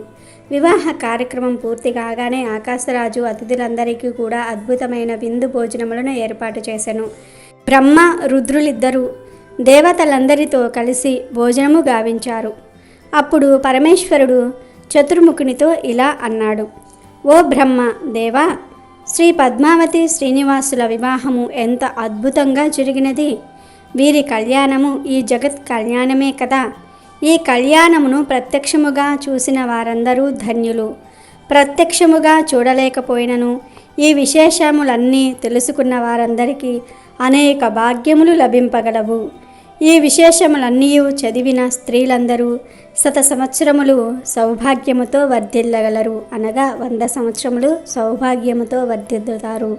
వివాహం ఆలస్యమవుతున్న కన్యలకు వెంటనే వివాహము సిద్ధించగలదు. దురదృష్టము చేత భర్తను పోగొట్టుకున్న స్త్రీలు చదివినచో మరు జన్మలన్నిటిలో కూడా దీర్ఘ సుమంగళీమణులుగా 100 సంవత్సరములు భర్త పిల్లలతో సుఖముగా నుందురు. శ్రీ పద్మావతి శ్రీనివాసుల పరిణయ విశేషములన్నీ చదివిన వారికి సకల శుభములు కలుగును. ప్రత్యేకించి ఈ పద్మావతి శ్రీనివాసుల పరిణయ విశేషములను శుక్రవారము నాడు చదివిన వారికి మరిన్ని ఫలములు సిద్ధించగలవు. శ్రీ పద్మావతి శ్రీనివాసుల ఉండబోయే శేషాచలము ముందు ముందు ఎంతో ప్రసిద్ధి పుణ్యక్షేత్రంగా విరజిల్లగలదు. నేను ఆ క్షేత్ర పాలకుడనై ఉండెదనని చెప్పగా బ్రహ్మతో పాటు విన్న దేవతలందరూ ఎంతో సంతోషించిరి.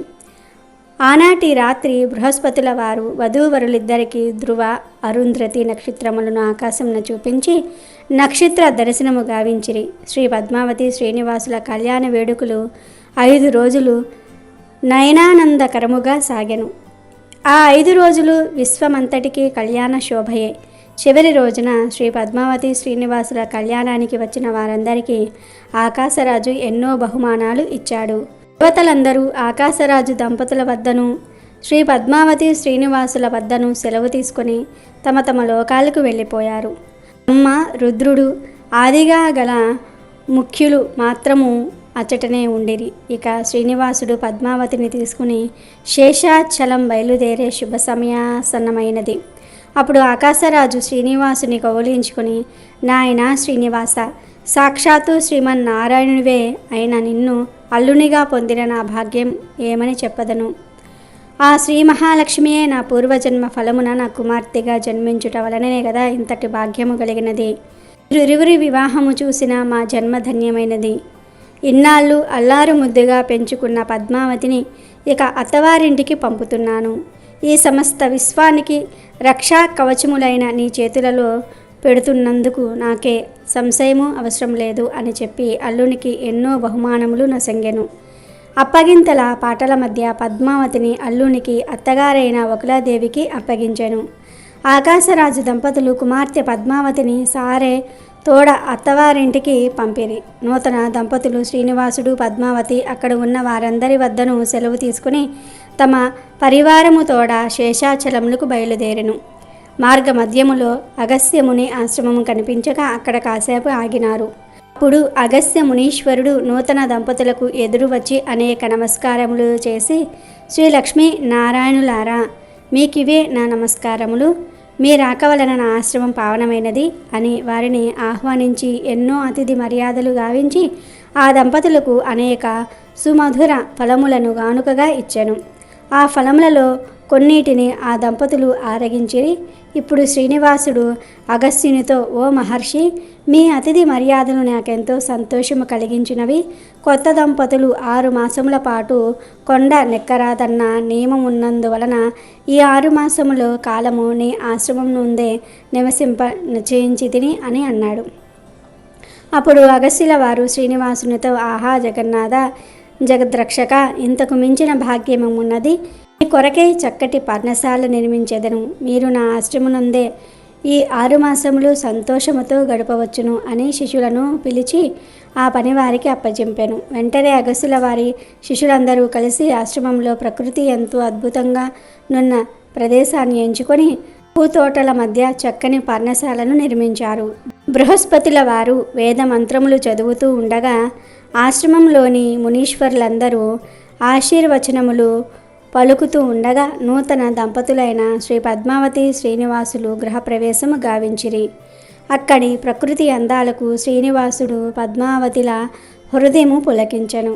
పక్షుల కుహు కుహు రావాలు, మనోహర పూల మొక్కలు, చక్కని సెలయేళ్ల మధ్య ఈ పర్ణశాల వాతావరణం ఆ దంపతులకెంతో ఆనందం కలిగించింది. పద్మావతి శ్రీనివాసులు నివసించిన ఈ ప్రదేశమే నేటి శ్రీనివాస మంగాపురం. 6 నెలల పాటు అక్కడ నివసించిన తర్వాత శ్రీనివాసుడు పద్మావతి అగస్త్య మునీశ్వరుల వద్ద సెలవు తీసుకొని శేషాచలమునకు బయలుదేరిరి. అప్పుడు శ్రీనివాసుడు పద్మావతితో, ఓ సఖి, శేషాచలంపై కరివేపాకు లభింపజాలదు, కావున అది మన వెంట తీసుకుని వెళ్ళవలెను అని చెప్పగా పద్మావతి అటులే చేసెను.